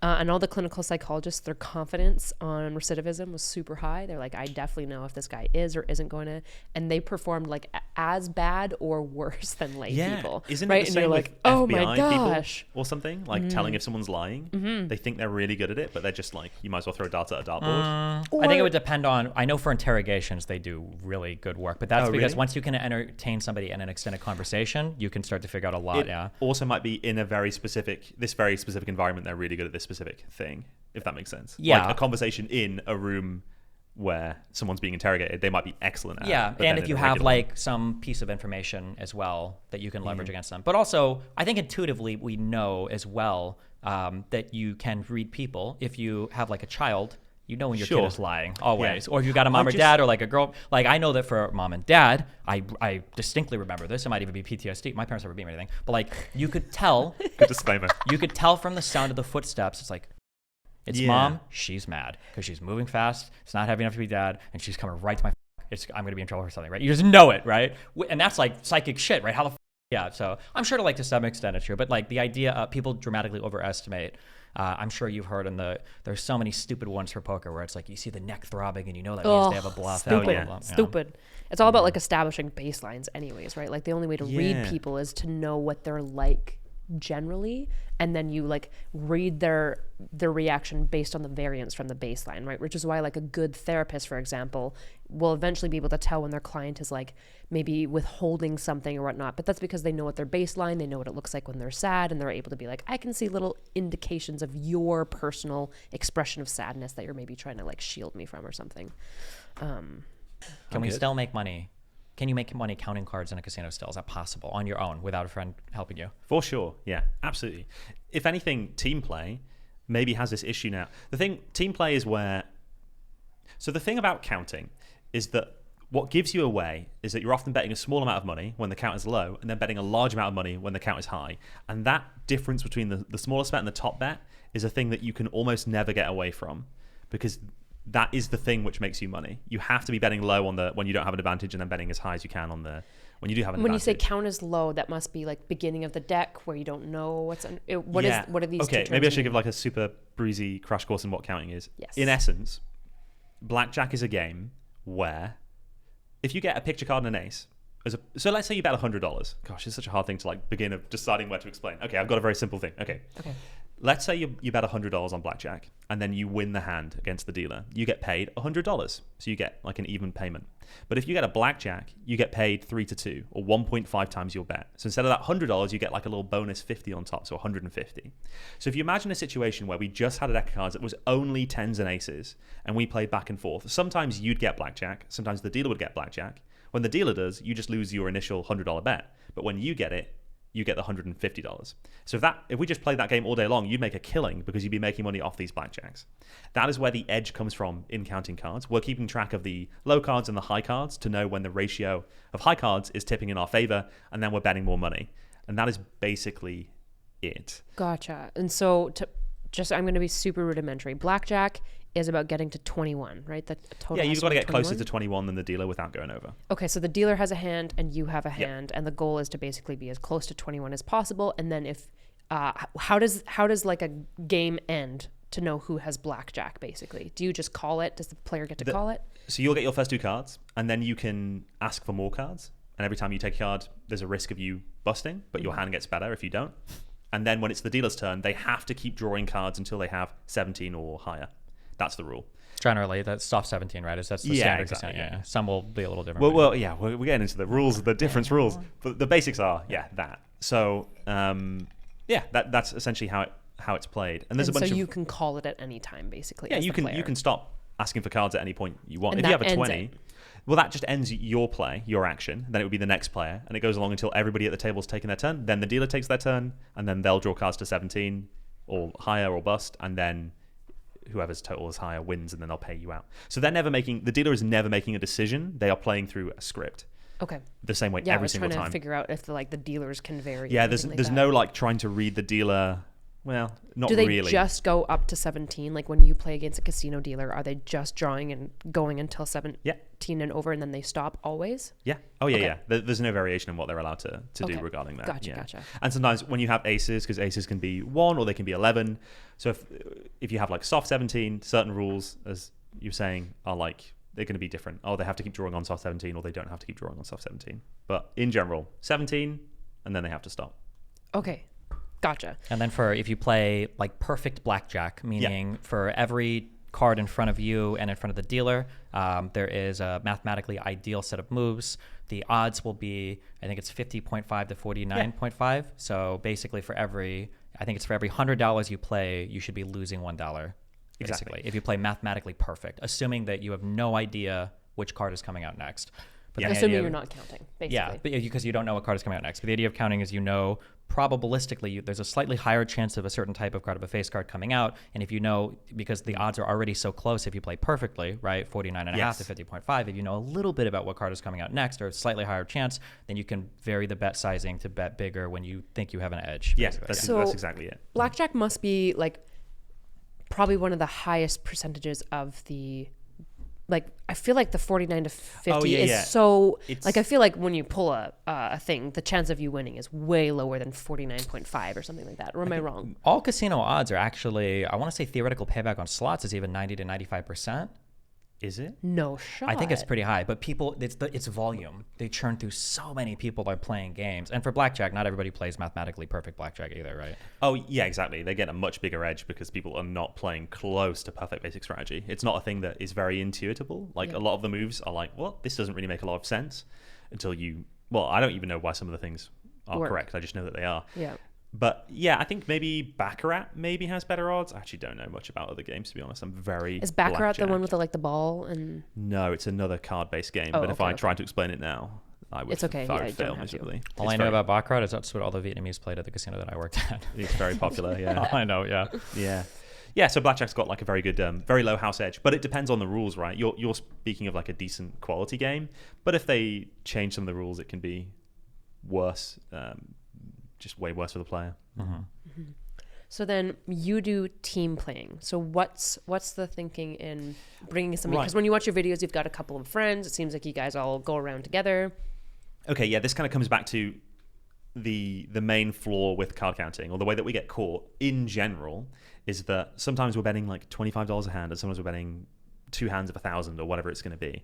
And that difference is alarming because most people don't do that. They're going to stay relatively within their comfortable betting range. And we want to have quite a big difference between our top bet and small bet because it maximizes how much money we make per hour on average. So the thing about team play is that it seeks to solve that problem by having a bunch of card counters in the casino together, and they're all at different tables. We call those spotters. They're counting, but just betting the table minimum. When the count goes up and we have an advantage, they'll signal to the big player, like secretly, and then the big player comes over and starts betting big. And then when the count goes down, they'll leave. And they're only ever coming in for the big counts and then going. So everyone's being consistent. The spotters are always betting small. The big player's always betting really big. And that kind of fixes the biggest flaw with card counting. It has its whole host of other problems, and now casinos are a bit more wise to it. But definitely, at one point, that was a very, very effective way of taking money. But when we say team play, the other thing that we also mean is solo team play. So that would just be a case of combining bankrolls. So if you have one card counter and they've got $10,000 as their bankroll, and then they have another person join with them with another $10,000, it's not the equivalent of 10K each playing. It's like having one person playing on a $20,000 bankroll and they're playing twice as fast.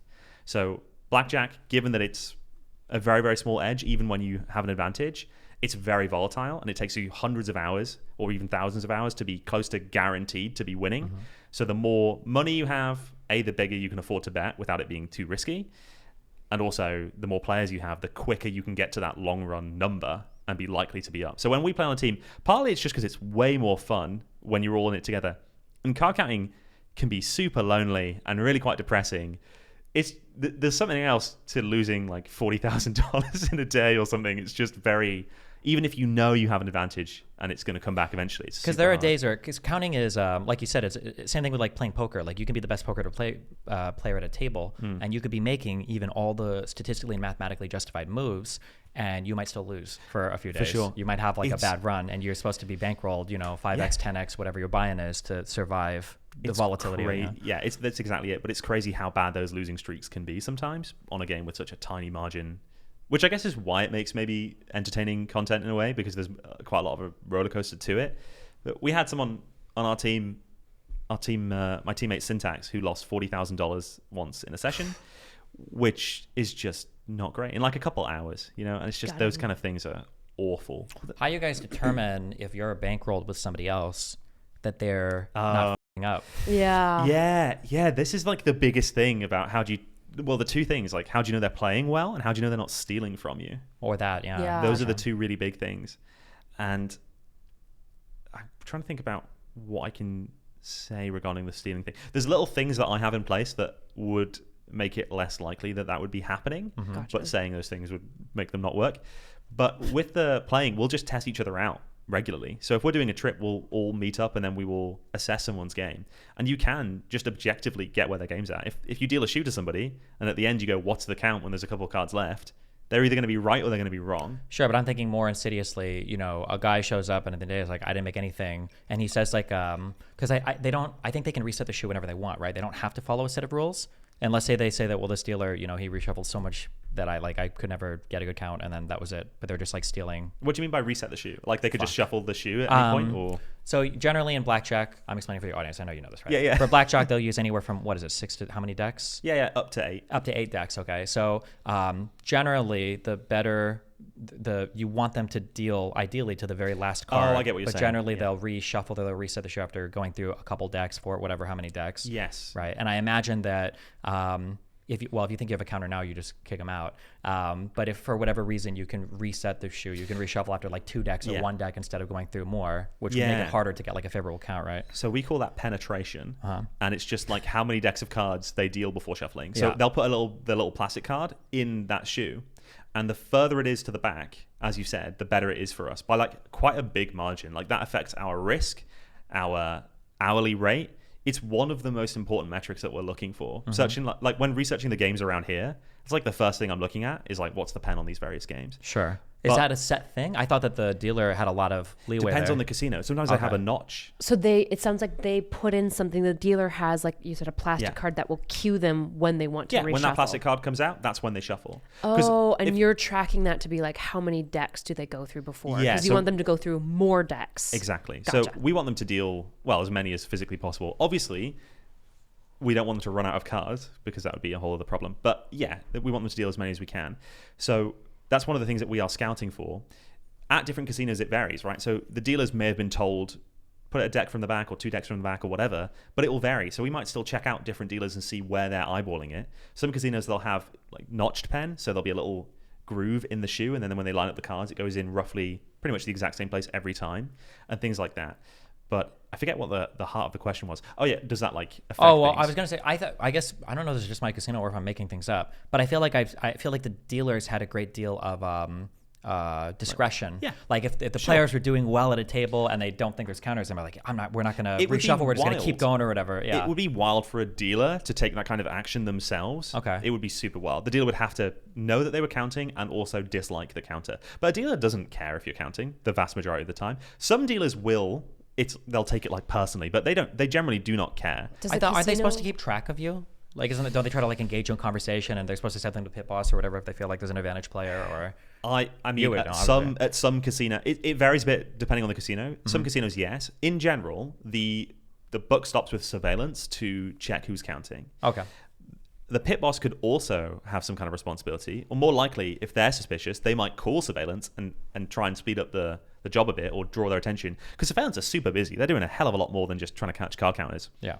But for the dealer to tell the pit boss, occasionally it happens, but it's normally not policy. It's just the dealer doesn't like me for some reason. Well, I feel like the dealer also wouldn't like advantage players because, like for people that play poker professionally, sometimes if they're there just to make money, my guess is, I don't know if it's true or not, you can tell me, people that count are probably really shitty tippers, no?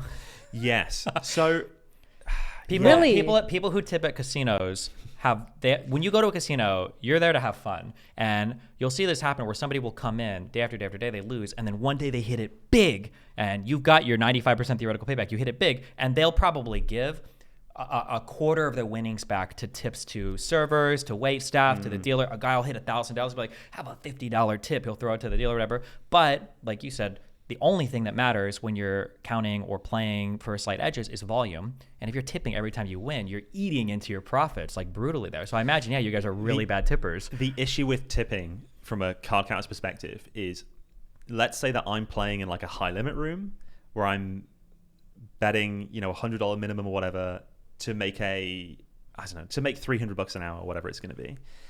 And then I win a lot. What's the tip going to be? Like, what are they going to expect the tip to be?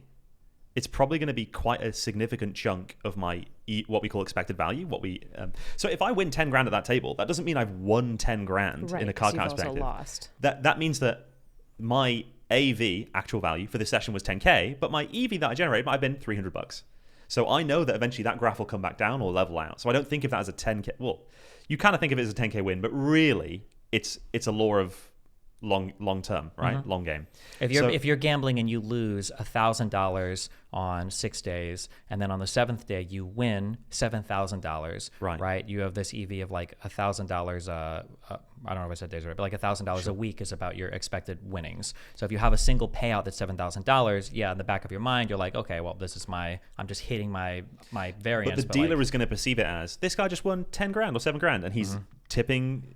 What we'd have to tip for it to make sense for us versus what they would expect are going to be radically it might different. even actually set you off even more. Some guy brings down $10,000 and you're like, I got like a $50 tip for you. That's about all I can have do. some stories from people from card counters that I know that have tipped and it's just all had the tip rejected and things like that. Tip rejected? Like they give like a 50 they just thought it was and like the dealer's insulting. just like, how dare you? Yeah, in Vegas and some of the high limit places, there's all sorts of things. So it's tricky. It's not like card counters don't tip, but it would be something they would carefully calculate within there. Mm-hmm. But especially, if you've got the dealers rotating, depending on the casino, let's say every 20 minutes, and then are you tipping every dealer or just once a session, or all this stuff becomes very complicated and it really can just eat into your profits a lot. Yeah. It's tricky. It's something I haven't really talked about because the nuances of that discussion ethically are pretty complicated, I think. Sure. Yeah. And also, I don't know if it will ever... I tip at times and I don't other times. When you're working? Huh? When you're working, you tip, or just when you're there for fun? I don't go to a casino for fun. Ever? Okay, so you do tip when you're working. Okay. No, not always. It depends. We'll often have depending on the team project or the team, it will be in the manual. You can't tip, or you can, or there'll be like a thing like that. Okay. So it depends. When I was playing, funny enough, when I was playing in UK, it was probably the time I was tipping the most often, despite being less of a culture thing. It's just a complicated thing. I'm not against tipping, and I don't love tipping culture as a thing, but given that that's how this country operates, like I tip. And for casinos, in casinos, I imagine even in like the UK, tipping is probably a thing there too, right? Yeah, but the tipping culture in the UK versus the US is just so different. Well, I mean, just at casinos. Even in casinos, it's different? I'd say so. Okay. Is there just less of an expectation then as well? I'd say so in UK casinos. Yeah, it depends on so in certain US casinos, when it's toke, when they get the tips that they make, there'll be a lot more pressure from the dealers to tip. They'll sometimes call you out on it for not tipping. I will say in like the US, like the dealers, when they're excited when the players are winning, that's not fake. They're genuinely really excited because typically when people win big, they're also tipping big too. So it's a good payout for you as well. Although in most of the casinos I'm familiar with, I don't know, but it's normal. People that do table games, all of those guys also split too. Like only the poker dealers that I know would keep their own. It depends on the. So dealers want to find you guys and get rid of you just because you guys aren't going to tip them. They genuinely, in my experience, dealers probably don't give a fuck. They probably. I'd say the sentiment probably leans slightly positive on average, although do not get me wrong, some dealers will really hate card counters. Is that because you guys are just kind of like essentially like sticking it to the man and they're like, yeah, you get the casino? Or like why would dealers have a positive feeling towards card counters? I think they know that it doesn't dent the casino's bottom line in the scheme of things. And I think even the people that work at casinos, there is a bit of a stick it to the man thing, despite them working there. Yeah. I rarely meet dealers that feel a strong sense of, what's the word I'm looking for? Like not loyalty. Not loyalty. It's like not quite loyalty, but like an ethical loyalty to the casino. It's like they might really enjoy their job or they might not. And they might like their colleagues and stuff, but they still probably, as the casino institution, like MGM, they probably don't have a lot of strong positive feelings. There is a thing, negative. Even when you work at casinos, I think you like sometimes your bosses, you like your coworkers, and there's generally you like customers because you're people facing so much. but like the faceless, nameless, Malconey or whatever, a guy that owns your foot, you don't give a fuck. Yeah, I feel like I have to do so many insurance statements now regarding the tipping thing and everything. So let me just first the prepared statement I made about tipping. No, card counters sometimes tip, sometimes don't. They have a reputation for not tipping in general. If we do it, it's something that we have to pre-agree, or it's just out of our own pocket. Like we'd have to mark down what we tip to pay that into the bankroll. And I had some other really insightful thing to say, but it's gone from my brain. I was going to say, I wonder if maybe for a card counter, maybe you're happy if a card counter is there because it's better than a player like the table up. That's what I was going to say. The one thing that I think, well, this totally depends on the card counter. I don't know if I'm going to say a thing that just applies to me and people I know, or if it does across the board. But for example, some players will take out their frustrations of losing on the dealer, and they will literally blame the dealer. It's so insane. I will call that out every time it happens and have a go at the players that do that, or try and at least redirect to being, it's not them, it's the cards, or make some kind of comments, because they must hate when that happens. For sure. So in that way, I don't know. It's more about, are you an arsehole as a customer? I think it's mainly that. And if you're not, then they'll be happy you're there. People feel like, especially at the poker tables, that the dealers are f***ing them personally. It's like, you so always bad. deal me this bullshit. Like, It's you like get out of here. Yeah. These people play, especially poker players on a professional level, are playing a game where they have to understand math and odds and N0 and the long-term stuff and all this stuff to then be like, well, this dealer is personally having a, I'm like, how can you believe? It's actually crazy. I have to just talk about this because sometimes when I'm playing with random players at the table, the level in which they will blame the dealer is crazy. And I'll ask them, what do you think's just happened? And their answer that they were trying to avoid saying is, they magicked it. Like, not sleight of hand, that magically the cards changed because of whatever decision. If I do a move that's incorrect in terms of what they perceive basic strategy to be, and then they lose the hand, they will blame me. Like another player? Yeah.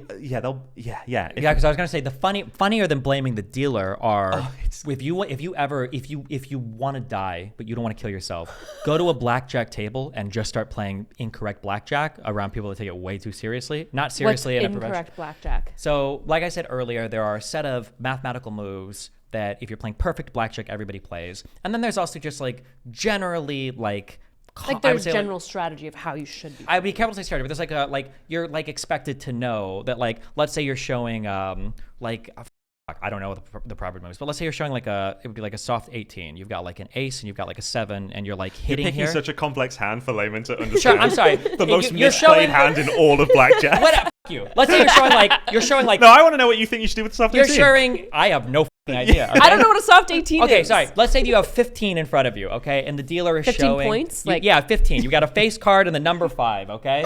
And let's say that the mathematically correct move here is you're supposed to stand or stay or whatever, right? Go to the next guy. You don't do it, right? And then let's say okay, well, f*** it. I want to hit. And then let's say you get a 4. And now you're at 19. You're like, oh, cool. Well, let's say that the guy next to you is showing something and then he does, 1 or 2 hits and now he busts. That guy will look at the guy next to him and go, you f***ed it up because you called that card. I should have had that card. You f***ed me.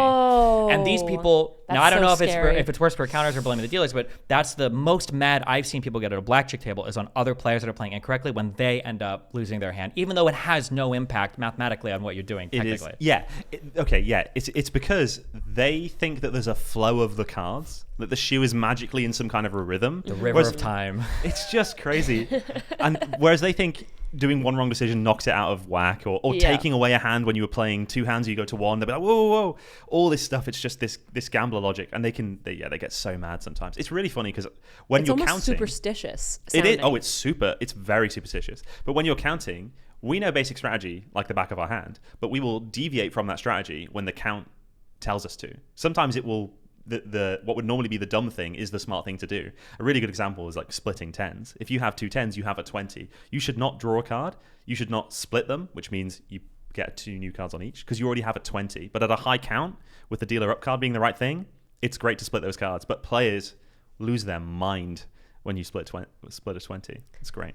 And so when you know what? Never mind. When you split 2 10s, does that mean you basically get 2 hands now, or what does that mean? Yeah, they deal a new card on each. Okay, so now you have 2 hands of blackjack that you're playing. It's a great thing to do, not with Why would they 10s. get mad? I don't understand. Because you've affected the flow of the cards by doing something dumb. You must play sensibly. This is a team sport. We're a team. But it's not. Well, we also, are a team. They only get mad because it's not rational. they only get mad if they lose. Because if you make the wrong move, It and sounds then- like that's not true. No. Well, It's- looks like that. well, if you make the wrong move and they hit and they end up getting like a blackjack or they end up like winning, they're not going to stand there like, oh, you f***ed it up, like f*** you. Like they'll be like, oh, whatever. They won't think about it. But if you f*** up and then they lose, now they're really mad at you or whatever. I have a really good line for this. Yeah? When I need to do something which I know is going to anger the table, I'll just say, guys, I've got this crazy idea, but trust me on this. I've got a really good feeling. And then I do it. And if it lands, then they have to happy. just give me credit. I just was like, I have this crazy idea. And sometimes they will be like, damn, well played. That was crazy, but nice They job. think you're like the drunken Yeah. master, like stumbling around. But if I'm wrong, then the fact that I was so confident, they pity me more than they're upset about it. And the other crazy thing, which shouldn't make a difference, but it really does, is how much money you're betting. They'll be way more chill with you doing crazy stuff when you're betting 2 hands of $1,000 than they'll just. Sometimes they will defer because they're like, well, you're losing the money, so they'll have a 16 versus a 10 there before you, and you're betting 2 hands of 1,000, and they'll go, "What do you want me to do?" And they'll ask you because how they should feel play like their you've hand. got so much more at risk than they do. A guy who's betting, $10 or whatever a hand, and then a guy comes in, a high roller is betting. It's like, ooh, okay, yeah, you're not going to be shouting at that guy over, yeah. But mathematically, all these games are kind of like, it doesn't really matter what's going on around you, other than like it affects the count itself. But There's absolutely it doesn't no matter who that impact on person how, yeah, no. Yeah. It's like, I've seen people, I saw an old lady do this, where she sat at a penny slot for, it must have been 4 or 5 or 6 hours. Damn. And she that got the up and pole she machine? moved to the next one. Yeah. And then a lady sat down and she pulled and she won immediately. And the lady next to her attacked her. It was her jackpot. That was the money that she put in. Oh, I'm like, man. oof, yeah. Yeah, they get mad when that kind of thing happens when it's against them, but not when it's for them. are the slot machines still on like a varied ratio of reinforcement, or is it just like probabilistic rolls? Or maybe that's the same thing. That might actually be the same thing now that I'm thinking about it. I actually genuinely do not know much about other games Okay. that I could confidently talk about. Well, I could confidently talk about. I just could be very wrong. Gotcha. That's fair.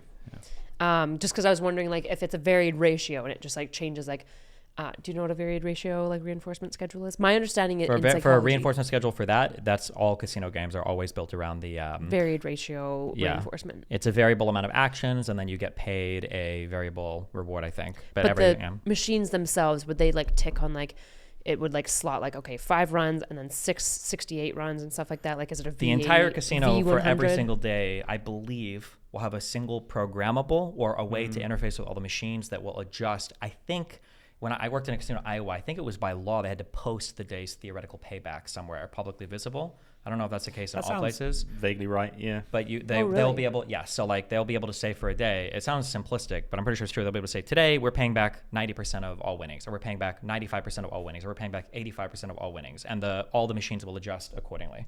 Those you are always one of the reasons why it's so hard. I'm a poker player, so I kind of hate blackjack players, and I really hate slot machine players because poker tables suck for casinos. They don't make very much money, and the only way they make money is by raking, by taking a whole bunch of money out of the pot. And if you are somebody that plays over time, it just destroys your money. But for slot machines, you're printing money. If you put them in a casino, people will play them, and you're guaranteed a casino is never, ever, ever losing money on a slot machine or on every table, except when the advantage players come in. Yeah, That's but why they don't still, like you the guys. table win, like, it's so rare that we'll make any, damage to even, I don't know, maybe the day. Yeah, it's Yeah, just, that's what the guy. Do you ever see Office Space?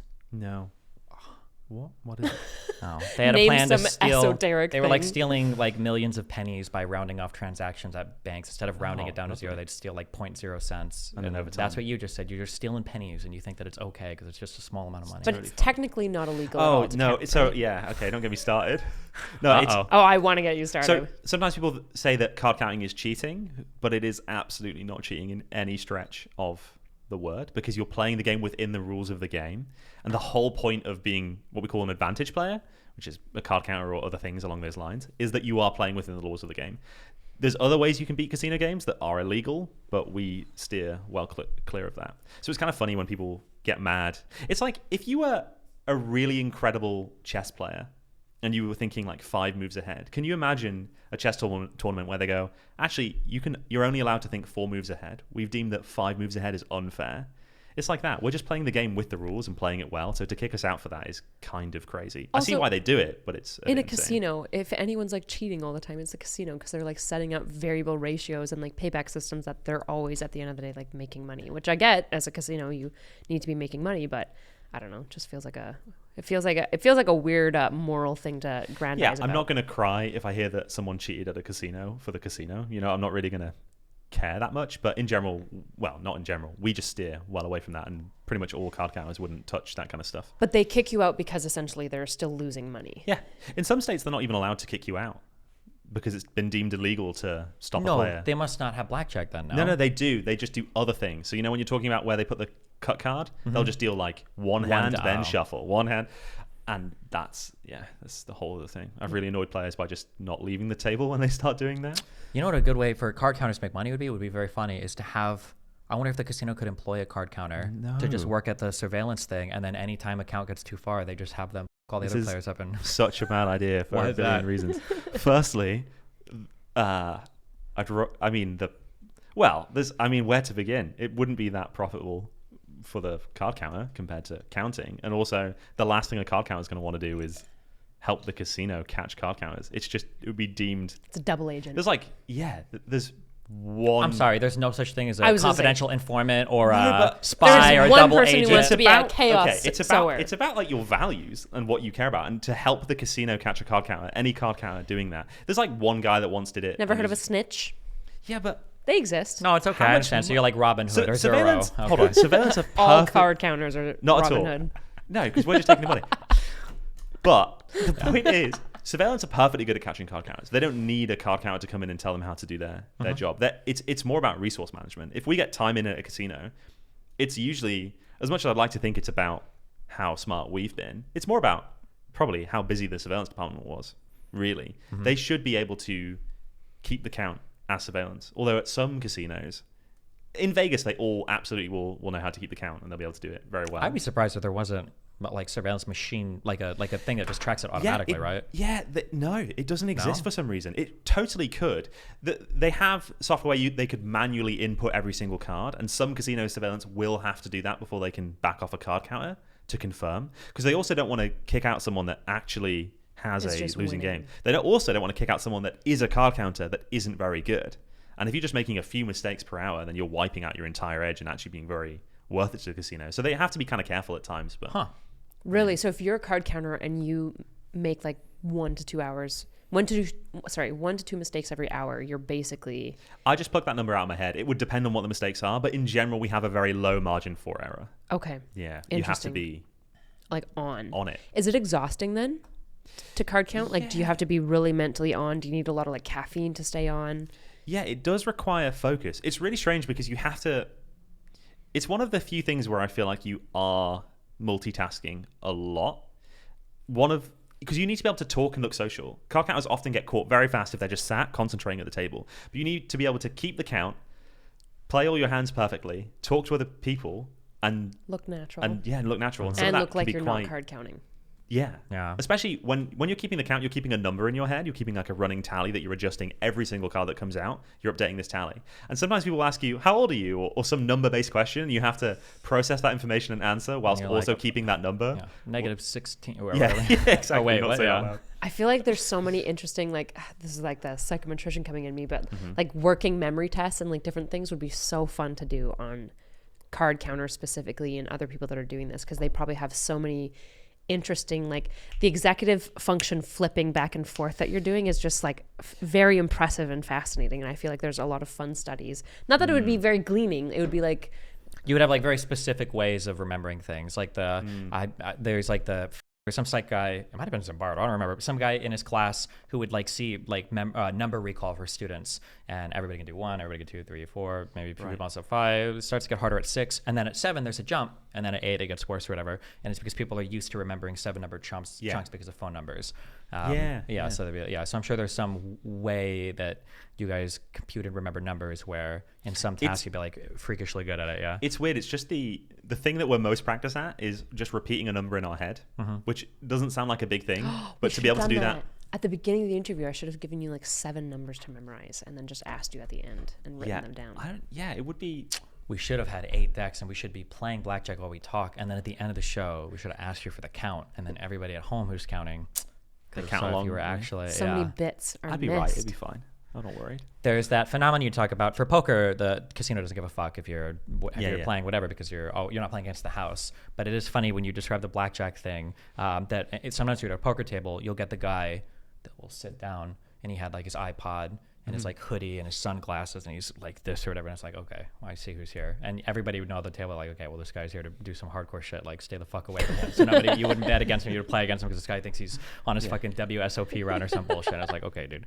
And I imagine for the card counting stuff, like if you sat down with your fucking glasses on and you're like hardcore, like, and everything, like, okay, I would like to increase my bet sizes. Like, I'm splitting tens. It's like, okay, sure. Especially with that voice. The Batman voice. For sure, there's a lot of physical tells and just the way that players play that we have to kind of go against and change. I noticed on your videos you'll talk about how they like share your guys' photos around and stuff like that, because I imagine casinos are chittering at each other about players that are coming in and stuff like that. What is your favorite outfit that you've had to put on to obscure your identity? Has it been on the internet yet? Let me think. Where am I at currently? Okay, what is your favorite public No, outfit? I think I can say it because I don't think I can use it anymore. What's the nice thing about the videos is that often surveillance will send me like my up-to-date pictures, so I know when they have a certain look. But I had this one where I just put a load of neck tattoos on, and the tattoos that I get are like pretty realistic. They're used in like the movie industry, so they're a bit faded and they just look very real. Where are they from? They are from Asking for a friend. They're from a company called tattooednow.co.uk, I believe. Should reach out to them for a sponsor. Yeah, I mean, they should totally chip some money now if people buy. Yeah, that, and then I dyed my beard like a black and then did my eyebrows and stuff and then slicked back my hair and then put a gold chain on, and I just looked like some kind of... People just treated me so differently because it's not the vibe I normally put across. So I really like that one because everyone was a little bit scared of me. Do you ever change like your accent or anything like that? Yeah, I do a really bad American accent that I won't do now. But I really want to hear it, but yeah, I understand. It's just that because it's got to the point now where being British is like actually a bit of a tell. So having an English accent is like a problem, especially for me, obviously, because if they're a little bit unsure if it's me or if the English accent is a little bit of a red flag. Having a ginger beard, there's a surveillance department that have a rule that they run down every player with a ginger beard that's playing blackjack in case it's me. Oh. So silly. Like, it's such an overdone, like a huge, So they know about you. They do, unfortunately. That's the big problem with having a YouTube channel where you put your face on the internet doing a thing that you want to try and keep secret. So screw that up. And is that why on your videos, I don't think you ever show your team players' faces, and you always obscure their voices as well, right? Sure, yeah. And I blur the pit bosses' faces as well. Not that I need to, I just don't want to prod the bear. Also don't want them to be doxxed or harassed or anything like that. Yeah. Okay, ethics. You said that an advantage player always plays within the rules of the game. I imagine this would mean that things like marking cards would always be off the table. Yes. You wouldn't? Yeah. Okay. You want to go good weekend in Vegas. You want to have a disguise. Is blackface unethical? The conversations behind the scenes about where a disguise goes too far. Can you wear That is an interesting question. The Hasidic Jew, the tassel hat? Would these things be breaking the ethics of card counters? The things that I have heard card counters pitched. I think about this quite a lot because even one time I was considering like a fat suit, and my producer was like, I don't think you can do that. And I had to have this whole thinking about whether or not it's at what point, like just this whole question. I probably am of the position. Well, okay, I maybe should have started with this. Don't do blackface. I noticed you immediately entered. How brave of me. Yeah. You're like, oh, really? Well, that wasn't dark? a sincere question. Yeah. Well, how dark is blackface, really? What about good tan face? Good tan face. Yeah, would good you like tan do face? a fake tan? It depends on... Wait, hold on. How dark of a tan would you do before you'd say... How do I even engage with this question? I've never tanned for the sake of... But me being this pale, it would be good to tan slightly. That would help. Yeah, I mean, obviously, if you're changing your race, that's probably... I feel like there's a chance to set up the funniest... I don't know the legal ground you'd be on, but the idea of a white guy suing a casino for racial discrimination for throwing you out because they thought you were black and winning that case would be very funny. We've thought about... Think of the bits. I'm just trying to think about what things I should just say. But like, lots of ideas get floated around anywhere from like wheelchairs and things like that because a casino would treat somebody differently. Yeah. it's interesting because we see how different players, like an Asian card counter, will get treated, or a woman card counter will get treated, whether they get more time in, or whether how the back off will be, how that will vary, and it does vary. So we do think about it in that respect. But no one that I know has tried to change their race. The race, but gender. it's an interesting question though, because I think there's a line between, if you're doing something to take the piss out of the culture or whoever, then that's obviously bad. But if you're doing something as a disguise, does it fall in a different area? Because you're like kind of Robin Hooding, except you're not sharing it with the people. I just think there's enough ways of changing your appearance without risking blackface. That's fair. Gotcha. Should have got the questions ahead of time. Huh. Okay, so there are like certain ethical lines of like what you would appear as. Yeah. Would there be ethical lines as far as like accents you would do, or any like code switching or anything like that? Accent wise, I mean, give me an accent. Would it be off the No. table? Next question. We're not doing Nathan for you here. I am curious. Because you bring up, first of all, when you bringing up this like ethics thing about like, well, it's just a big casino or whatever. Yeah. Is this like an actual underlying thought? Like, would you ever look at a card counter who's like, oh yeah, we went to Big Bob's card house and we took them for whatever, and you'd be like, oh come on, that's like a single owner. Like, really? Does this matter to you, or? I think that casinos are, well, no, I mean, this just kind of comes down to, capitalism bad. So I don't know how, I think it's fine for a casino to operate. I don't have anything ethically against a casino in essence, but I think that the way that they tend to operate actually is always bad. I think if they set themselves up in a way that was ethical, they probably wouldn't have a business model. What is that? Well, yeah, because I was going to say, like, there has to be a house edge, right? No, it's not about the house edge. It's just about things like,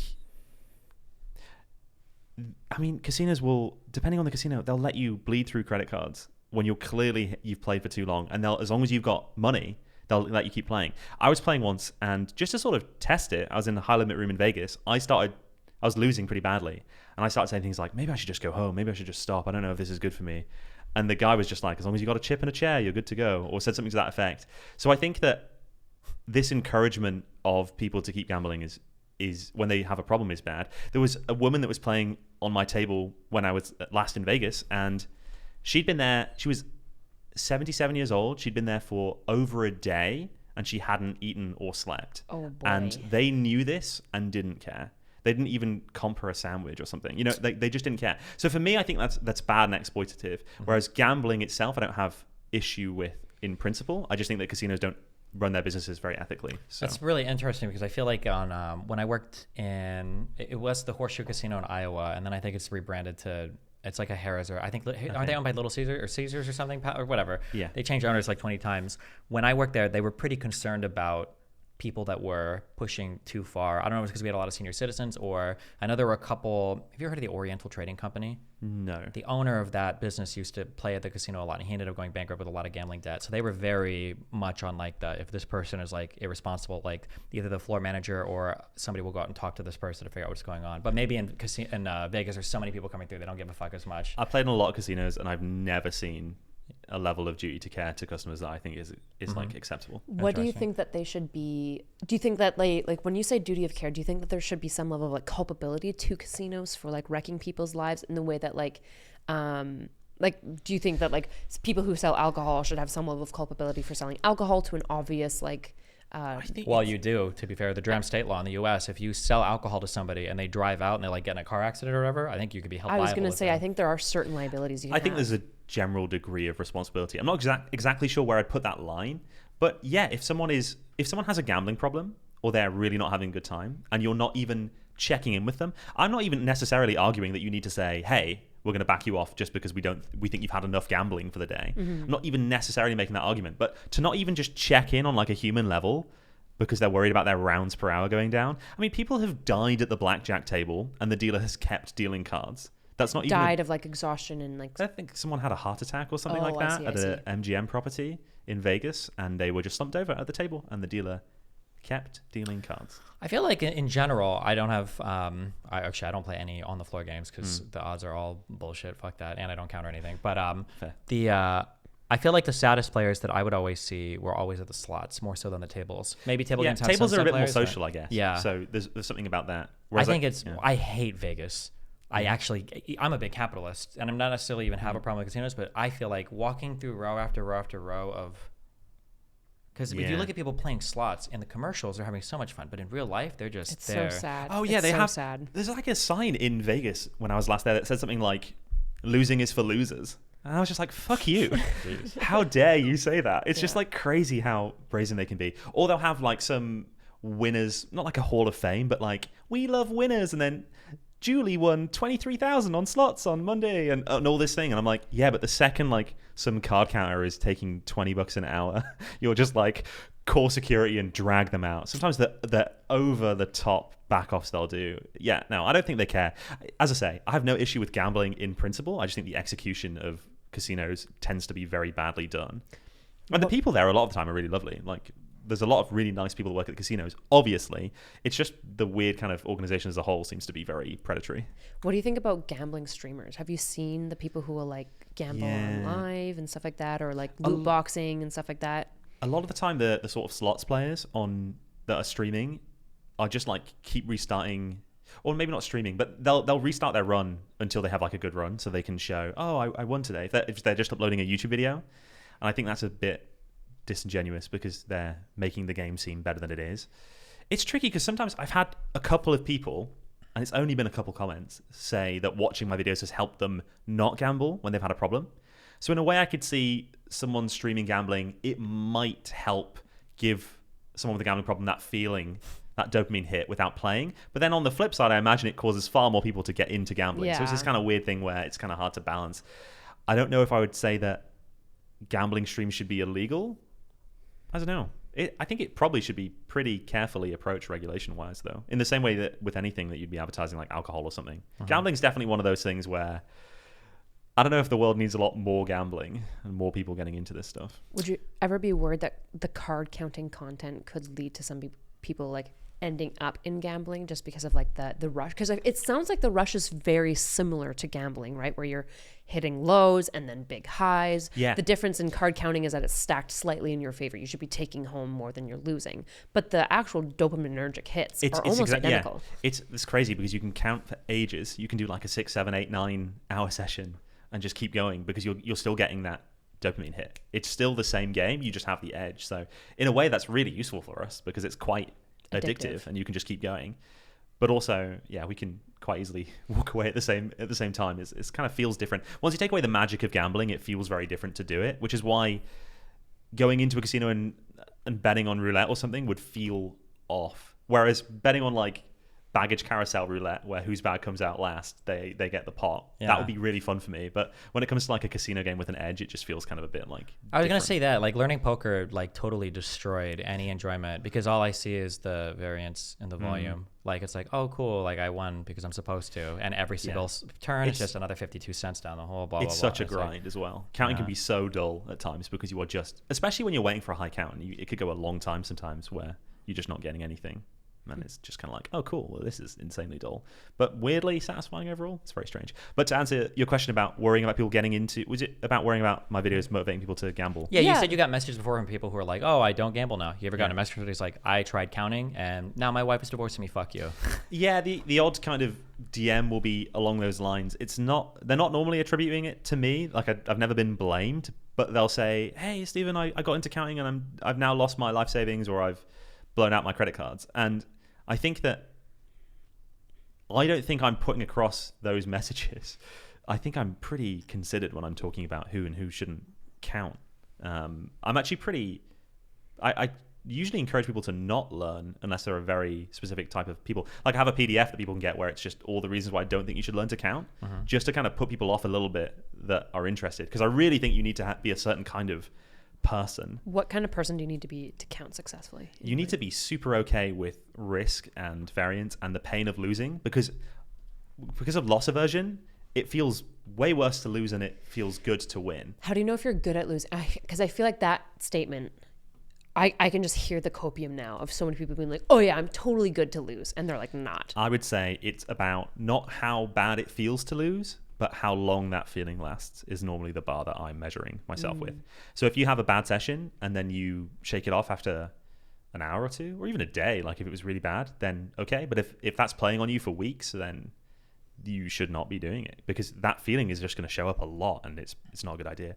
People that have gambling problems or have that feeling, or when they're learning, they deviate from what they know they should do, all those people should steer away from counting for sure. So like magical thinkers where they're like, maybe I can like rig it this time. Even not on a superstitious level, just on a, screw it, I'll bet high even though the count's dropped and I shouldn't really bet this high. Those are red flags, you know. Okay. I was going to say I'm sure there's a ton of crossover for poker players. Anytime somebody begins to, I guess I could understand somebody saying it maybe out of frustration, but if you're like, when you learn odds for poker, I know it's the same for accounting. It's very counterintuitive, but you could never be outcome oriented. It literally has nothing to do 100%. with whether you played well or not. You might have won a lot for a day, you might have lost. Doesn't fucking matter. You could come back with 50,000, and you could have played the worst blackjack in your life. You could have lost 10,000 that day, and you made the best moves ever. Yeah. So the ability to separate yourself psychologically from that, and to be able to go back and evaluate, it's like, okay, I lost this, I won this. Was I making the right call? Was I keeping track? Whatever. That's a skill in and of itself. Sure. The emotional stuff that you talked about, if you do know how to play correctly, but you start finding yourself at points making decisions based upon the fear of losing money, you're either not bankrolled properly, you're playing improper stakes, or you just need to eject completely, because you can never have that like, fuck, like, do I really want to, the count's good here, do I really want to bet big though? Like, it's one of the things that newbies really struggle with, is not, you'd think it'd be the opposite problem. A lot of the time people are like, they think that they're going to bet when they don't have the advantage, but sometimes people really struggle at putting out 2 spots of 1,000, and it might be like they have the bankroll for it, but they do not yet have the ability to do that and it feel okay. That's because the worst feeling you have is, from a poker perspective, again, I'm sure it's probably the same at blackjack, sometimes you get mad and you make a bad play and you fucking lose. And you're mad at yourself, it's whatever, and fuck it, you know? But sometimes when you're in a good spot, and it's a good spot to get your money in, those are even more scary, because it's like, the last time I was in this spot, I had fucking 80%. I know he's on a fucking draw. It's one card. I'm not doing it because I know I'm going to fucking lose it. I always fucking lose this fucking hand or whatever. And you don't put it in when it's good. Or if you do put it in and you lose, you are destroyed. It's the worst feeling ever. Worse than losing when you're being stupid. And I wonder how much that paralyzes people. Yeah. That's such a thing. It's really funny when we talk about it being addictive and like dopaminergic and all this stuff, and you can play for ages. The times when I most want to leave are when I'm on a shoe with a really high count and I'm getting absolutely destroyed. It's just like, I really want to go. Well, you'll get 2 10s and you've got your max bets out and you're like, oh my God, I have to split these. And then you have to split again, and then you have to double or whatever it is. And it just keeps going. And those are the times sometimes you just want to stop. But you have to, because if you leave at that moment, then you are throwing away. You're waiting for this moment. The whole time you're just sat there waiting for this moment, and then you have to go for it. It's fine when you get a good run early on and you're winning. But sometimes I've had sessions where I've played, when I was playing in London, it was a little bit more, London used to be, we say the word tolerant to mean you get a lot of time in before you get backed off. London used to be a really good place to play. It isn't anymore. But it was really tolerant. So I was treating it a bit like a 9 to 5. Well, I did like 6 hours a day, 6 days a week playing. And there'd be a time where I play for, 5.5 hours, and I'd be up a decent chunk of change for the money, like 20k up or something on the bankroll I was on. Really, really great. And I'm like, okay, I could call it a day now. Actually, I'll play one more shoe, and then in that shoe, it all goes back. And that feeling is so hard. Even though we know it's all about EV, it's not about AV. It's still hard to be there and be like, well, if I just left, I'd be 20 grand richer. Which is why team playing and volume is so important, because the more, that's why like, it's funny because people talk about like, going online in multi-table poker, that's like crazy. In my opinion, it takes way more mental fortitude to see fucking 20 hands an hour at a fucking real life poker table. Because if you get sucked out on and you're playing 9 tables online, you're playing, who the fuck cares? You don't even remember. It's been around, fuck, whatever, fuck this guy. But if you're sitting at a table, okay, you're sitting at a 5-10 game and you had $5,000 in front of you, and in one hand you get wiped out, you're like, I've been here for 9 fucking hours seeing the slowest hands, 10, 15 hands an hour, and now I just lost everything, and it's going to take me 2 weeks, and the grind in real life is so much more brutal. The voice messages I get from counters and stuff when they're just friends of mine on WhatsApp or whatever, just deeply upset. One of the worst times we ever had was the first team trip we did, where we went to Vegas and we played. This was actually just when the pandemic was kicking in the moment. So it was such a weird time, but we won something like 100k, just under or just over 100k in Vegas in like 3 days. And we were buzzing. We were way over EV. Everything was great. And then we switched region and started playing, and we just kept losing. And no matter what we were doing, we just kept losing. And then I remember one time I was playing in this casino. I lost 30 grand after like hours and hours. I went through to the bathroom and just like splashed water on my face. It's one of those few times where I've had to be like, okay, get it together. Like just don't like cry. Just like get it together. And then I walk out and I walk out of the toilets and then there's like a ring of security and people there. And I'm like, guys, I'm down 30K. I'm just like, I'm so defeated by the game. And then they're trying to trespass me and I had to run away and stuff. And it's just like, those moments are the worst. And we swung down and went below break even. And in the end, we just about broke even. But after a 100K high on top of the world, feeling on top of the world, first time playing on this team and everything. And then we just lost it all. And everything we did was just, you go insane. It's not even the amount of that you're losing necessarily. It's sometimes the consistency in which you are losing. It's like losing session. It's wild. And the psychology is so bad too, because like if you are up and you lose it all, it's the worst feeling in the world. Yeah. And if you start bad and then you come back to even, sometimes you can feel incredible. Yeah, it's like Feels it's better just than like winning. it can be real dumb. There are times where I bet like 2 or 3 buy-ins deep on like a poker table, and like on my third one, I'll end up leaving with like $800 or whatever, or like if I'm playing like a 1-3 game or whatever, I'll leave and I'll be up from my third buy-in, but I'm actually still down like my full like 1.5, or I'm like, you know what, I feel okay right now. Yeah. It's like, wait, what? Whereas if I would have come in and I would have like tripled my buy-in and then gone down to like being, like just 2x my buy-in, now I feel like fucking shit. I think that's a huge key. Like I can recognize it and not care as much, but if you find yourself like adjusting strategy based on your emotional state, like I'll hear, I don't know if they actually do, I'll hear people say things like, I always fold aces pre-flop. They always get cracked. Fuck this. Or you're making bad plays because your mental state is so fucked, or you're starting to violate you should have very strict bankrolling rules. Oh yeah, for sure. And if you're starting to break that, or you're supposed to leave and you're like, I'm staying for 2 more hours or whatever. If you can't identify when you're in a bad mind state for playing too, self-awareness has probably got to be the key skill, I guess, in professional gambling in general, because it's so easy to just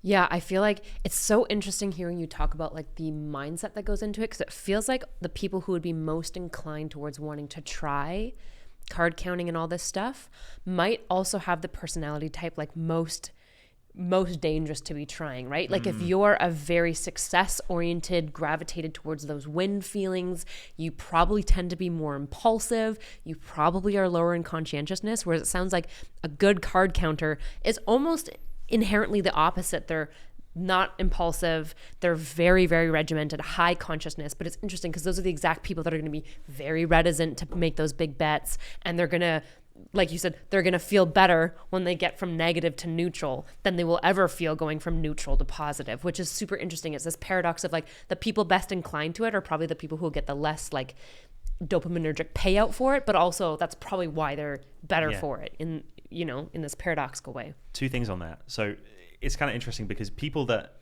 play or gambled, or even, I wouldn't go as far as saying have gambling problems, but people that played in casinos a lot that then learned to count, in a way, are some of the best counters in that they belong in that environment. They're the kind of person that would be in that environment, and they know how to act in that environment to a degree where it may be kind of difficult to learn that if you haven't. But they're more susceptible to gambler logic and gambling stuff. Unless they've really worked that stuff out, they are way more likely to just kind of go for it when they shouldn't. Whereas the people that never go to casinos and have never been in a casino that learn to count will probably be very set up very well to be good at counting, but maybe not set up very well to look natural in a casino. So it's this kind of weird thing. And I had another thing that I forgot. The people that are having the most fun at casinos, in my observation, are usually the worst players too. Like, the most fun that you're going to have at a table playing poker is usually going to be when like a table closes like on the floor and some guy that's been playing blackjack or craps or whatever sits down with like, $800. He's like, all right, let's fucking go or whatever. And this guy is fucking horrible and he has no idea what he's doing, but he's just like fucking gambling or whatever. Yeah. But I think it's so rare to find people in the casino that are actually having fun. When I find those people at the blackjack table, I'm kind of just in awe of them because they're just these party people losing money, just there to have a good time. But I think that they're really slim. Like most people that go to the casino do not have a good time when they're there, and then when they leave they feel worse than when they went there. Really? I was gonna say, I feel like your good think? times are gonna be your Friday, Saturday, young people coming in that are just kind of like partying or they're on vacation or whatever. Anybody that you see like on a daily basis is they're either having a really bad time or they're just there with their monthly social security gambling so they get enough rewards so that they can go and get a hotel room or whatever. But Some people do have. It's hard to talk about this stuff because there's generalities, but then there's so many things that are exceptions to that rule. You'll have some people that just like it as a social thing. They'll keep well within their means, and they'll leave after their 2 hours that they've had on their timer, and they'll go, and that's fine. And that's when I think gambling is at its best, when it's social. And in a way, when I talk about this 77-year-old woman that had clearly had some kind of a gambling problem where they didn't really care, I also see that there could be a lot of value for certain people being able to go to a space where there is a bit of a team environment, where it's a bit social and it can be nice. But still, in my experience, most people that I see at a casino are not having fun. And I think they're kind of kidding themselves a lot of the time because of the loss aversion thing we talked about, right? Most people aren't going to win the vast majority of the time. So they're not going to be feeling good about that. So if they are having fun, they're getting over that feeling of losing. And I think those people are pretty exceptionally rare. You said a lot of people that are going are spending their social security to get a hotel. What do you mean by that? I don't know anything about that. So for a lot of, depending on different people look to make money in gambling in different ways. Counters will make money. You guys just want to actually win money. I think for online poker, I don't know if it's the same, but the most money you made there was usually programs that are called rakeback. I don't know if those are still popular online, but if you gamble so much, you kind of get money back or whatever based on how much you gamble, and that's where a lot of their profit would come from. For some people, casinos give away a lot of stuff. They always have reward systems that they can track your play, and they'll comp you hotel rooms or food or whatever, and you might feel like you're getting a whole bunch of free stuff, but it's because you're paying for it in the form of gambling. So so sometimes people will gamble enough that they are, I don't know what the reward tiers are now. At our casino, it was silver, gold, platinum, and I think 7-star. Diamond, 7, or all diamond, that stuff, so people will get their reward tiers. They'll gamble enough to hit that reward tier, and then they're always guaranteed a free buffet or a free hotel room every weekend or whatever. There is ways of playing for comps and exploiting that as a thing in itself, where you can get back more than you put in, but it's a whole other thing to do. Comps are, I don't know if it's still the same. Everything I say obviously comes just from my perspective, and things might have changed just a long time ago in one area, but comps were a thing that were, the reward points on the cards are very mathematical. You either play enough for it or not, but comps, the people on the floor have a huge amount of discretion in terms of what they could issue. But even the rewards thing on the cards, right? If I'm playing a table game, how are they tracking what my average bet is? I think for the they're just going. Well, I was gonna say, because usually don't they just register your card at the table and then they register the card, but it's not about the amount of time. They're also going to factor in how much you're betting, and if that pit boss is overshooting what you're betting versus undershooting it, that's going to affect your points. When I was playing in the UK, which is one of the few times when I would play with a player's card because you have to in the UK, you can't avoid it. I would be often asking the pit boss when I'm betting my max, I'd be, hey, what do you have my average bet down as? And that's when they would always go, wow, we'll put you at 600 or whatever it was. They'll bump it. Yeah, not necessarily that they realize they're doing that, but they are having to literally eyeball an average, and they can either be under or over. They're never going to be accurate because if you're changing your bet. So from the way it used to be, if you wanted to earn serious points, you always had to play slot machines. Table players just never really got very much. I don't remember ever seeing a diamond table game player. These people were always slot game players, and then sometimes they'd go over and play in the high stakes or whatever. But all their points came from slots. Yeah, that makes sense. Players cards. You don't typically what are players cards, and why do you not like them? Just a membership card, but it's got your name attached to it, which is not great as a card counter. So the thing that you really want to avoid is... But you're not doing something illegal. No. But you don't want to be identified. Yeah, you don't want to be tracked, Yeah, because when you have a name, it's way easier to build a profile around a person. I used to be in the casino database as unidentified male 1182 or whatever it was. That's way harder to then go, oh, we've seen unidentified male 1182. Let's add this photo to him, because it's just hard to... Versus being that's Stephen. To do that, yeah. So as soon as they know, oh, that's Stephen Bridges, then it becomes a whole other... They can build a profile off the name, and it just gets a lot easier for them to... It's more identifying. Yeah, it's just way harder. Oh, ethics question. Do you ever go in with a fake ID? Oh, a question about a legal thing that would be... In another country where it would be illegal to do so? No, I've never used a fake ID. I actually was just talking You about avoid this. getting ID'd, right? Well, no, don't you have... You have to show ID to get on the carpet, no? On the floor? Depends. No, 90% of the time, no. Depends on the place. Okay. So many, it depends. It's, oh gosh. Because your latest video, this guy was chasing you around, being give me your ID. And you were I'm just going to stall you until I leave. Well, I mean, there's so many things on the ID point. To answer the question first, have you seen the film or read the book Molly's Game?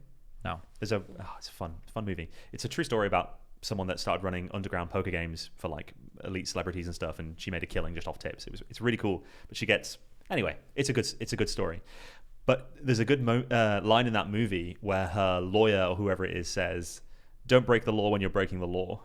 And she's like, but I'm not breaking the law. Well, kind of. But it's this whole thing about the way I interpret this is I'm doing a thing that isn't illegal to add an illegal element to it. Well, I might as well just go rob a bank then. Like if I'm going to do a crime, then I'm going to do a crime. So for me, it's like I always will try my best to stay away from stuff like fake IDs. There might be situations where a fake ID would be legal, and in those situations, I'd feel very differently about it, but less about an ethical thing, because I actually don't think it's cool that the casinos can even demand that information within reason. Like you can't share information in Europe. It's like against data protection regulation. So they wouldn't be able to share my name and my photo to other casinos in Europe. So I don't agree with that. I don't have a moral issue with using fake IDs, but I would never do it, especially considering it would be incredibly high risk. If I did get prosecuted for that, then that might be me not allowed in the country. Gotcha. It just doesn't seem worth it. I would just avoid it. Have you ever had a horrible situation where you weren't able to cash out? Yes. Well, So for people listening, when you play at a casino, you don't actually have money on the table. You've got chips representing your money. And in order to go home with money at the end, you've got to go to the cashier's counter and get them to actually pay you out. But I imagine the biggest scare would be somebody confronting you in the casino demanding an ID or something, and you're holding on to $10,000 in chips, and it's like they're not going to cash you out or something. Has that ever happened? Yes, it has. There's a few situations. I almost want to make notes now because there's like 5 stories popping in my brain. I know they're going to fall out of my head. That's what it's for. The best. All right, okay, fine. 2 little notes. Yeah. Remember, name, place, whatever. Make the story in your head. Okay. Okay, I'm not even going to bother. I can't Beginning, even. middle, end. So, the one that was the most interesting, I think, was when we were doing a team hit of a casino in not Philadelphia, somewhere around there, Connecticut, something in that general area. And we were doing big player spotter play. And the big player, one of our big players, we were playing with 2 at the time, got backed off, which meant the whole team the dominoes were falling. But the other big player was at a table and the count had got high. They'd just been signaled in and started to play. And of course, we're not going to stop until we're absolutely made to. Even if we know they're onto us, there's not really much point. We want to get that last bit of EV. And she bets 2 hands of, I want to say $2,000, if I remember correctly. And then they start dealing the cards, and midway through, the pit boss goes, no, stop dealing, and kills the hand. Okay. Now, by the time they'd been dealing, she had a blackjack on one hand, a 20 on the other, and the dealer's up card had not been revealed. So in this scenario, she's almost guaranteed to have won the blackjack hand unless the dealer also had blackjack. And the 20 is also in like a really good spot. And they push the bets back and they refuse to pay her for that thing, which to me is like, that's straight up theft. You can't do that. You've started playing. If you deal out the hand and then decide whether or not you're going to let them play the hand, that's insane. It's just totally illegal. So we had a big argument about it. They wouldn't do anything. We cashed out what we were allowed to, and they were very much of the view of, look, you've got enough money, you should be happy, which is, I mean, insane. Ditto. Yeah, exactly, right? I'm like, oh, I'm sorry, Mr. Casino, are you upset ditto. by this extra $3K or whatever we're talking about here? And we had to call the gaming commission. Eventually, the gaming commission inspected it, got the tapes, did all this, went through this entire long process, eventually sided with us and said, yes, at least the blackjack should absolutely be paid. The casino was like, okay, we'll pay. After also kind of ignoring them for a while, but eventually they agreed to pay, but they wouldn't wire the money. By this point, we were out the country. This took weeks to get solved. So our BP, she had to fly back to the US just to go in and pick up this money in person. They wouldn't even let somebody else go get it, and they just made it as difficult as possible. So to me, that's like one example, but it's a little bit less on the nose than just, hey, we're not going to pay you at all.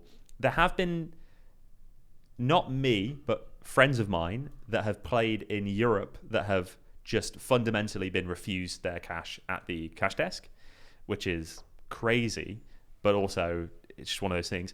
In the UK, actually, they don't need to cash you out. As far as I'm aware, they can just refuse because it's a private business, so they can just be like, screw this, which makes no sense, but they can actually do it. Every time I got backed off in the UK, there was always this little thing where I'd worry if they were actually going to let me take my money out, but I was always fine. But yeah, so sometimes that kind of thing can happen. It's wild. Feels like it's really bad for business, though, if you're not paying people their chips. Like, that's going to be a bad look. But a lot of the time, and this happens, I would almost go as far as saying 60, 70% of the time, I'll get to the cash desk, push forward my chips, want to cash them out, and they'll ask for my ID, and I'll say, I don't want to show it.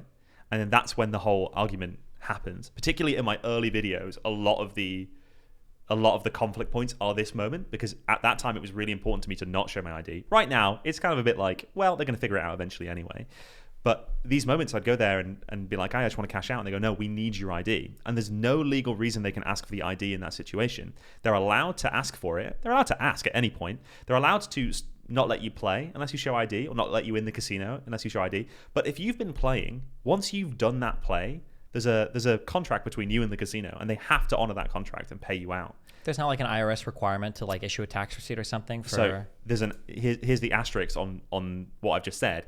At $10,000 or higher of buy-ins or cash outs, they have to do a currency transaction report at the cage. Now, actually, if I'm not misquoting Bob Necessian, who's like a gambling lawyer, that's actually more about the casino's responsibility than you. You technically, apparently, don't have to do it. This is one of those laws that is such a big deal to the casino that we don't even fight a CTR. As far as we're concerned, if it's 10K buy-ins or cash outs, we just give it over. We have a policy in our team manual where we never structure, which is when you go, well, I'm just going to cash out 5K. Because once again, don't break the law when you're not breaking the law. But yeah, in these moments, a lot of the time casinos will still want your ID because they have an internal policy that says, oh, at 3,500, we have to get your ID. And they just argue that this is a policy. But the policy is just a house rule they've made up, and it doesn't have any legal standing. But the amount of arguments that escalate to an incredible degree, sometimes where one of the ones I had was in Tulalip Casino in Washington State, where they just wouldn't pay me. And it was just this whole group of people. And eventually they called the police and they sent the police around because I just wasn't leaving the casino. And that whole thing just kind of escalated. Luckily, the police sided with me, which was really lucky for a tribal casino with tribal police. Yeah, you don't want to mess with a tribal casino because if they take you to tribal court, you're probably going to lose. Usually as a foreigner, you don't ever want to go to like a domestic court because you're always kind of at a disadvantage because everybody's looking at you a little. Yeah. So the worst case scenario is that we would just leave with the chips and then try. But then sometimes they will take away the chips. It's happened on our team before where they've just taken them and maybe they'll write you a receipt. Maybe they won't, which is once again, that's crazy. There's certain things they're just not allowed to do. And the amount of times that they do this stuff is absolutely crazy. I have stories of friends of mine that have been in the past 3 years handcuffed to a chair in the back room when they were just counting cards and just things like this. I was going to ask you, have you ever heard stories or do you know anybody who's ever been like beaten up by like security at casinos or? A friend of mine, Sheriff, he got tackled to the ground by police once, but I actually think, if I remember correctly, that was a mistaken identity story. So the casino just gets tackled. But yeah, he's been detained, like blocked off by a car to stop him leaving. You're not doing anything illegal, so they can't detain. We're playing a card game quite well, and it's crazy sometimes the overreaction about this stuff. It's mad. It's like so you genuinely think part of the issue as well is, I know I'm pinging all over the place. Part of the issue is that the security that might be there to escort you out don't know what you've done. They've just been told either we need this guy's ID or we need this guy to leave. So they might think you've done anything. Bad, so they I wish there was better communication. In general, casinos should just treat card counters in a really chill manner because it's a better result for everybody. Because I will cause the biggest scene that I can if they're not giving me the money, and it's just like, why are they pushing this when they legally have no basis? It's wild. How does it? I feel like this is like this is like woman brain or whatever. I'd be so nervous to like cause a scene over this stuff. Like what goes through your head when you're like, okay, they're not going to cash me out. It's time for the performance. Like how do you get yourself in the mind frame of doing that and like being the squeaky wheel? Because like everything in my soul is so averse to doing that, even though you're probably, you are in the right to do so. It's this exact noise in my head. I just oh God, I can't believe that we're going through this. You have to remember every sovereign citizen video you've ever watched on YouTube. Yeah, I'm trying to think of all these audit guys. Yeah, audit the audit. Okay, let's go. This is my moment. All right.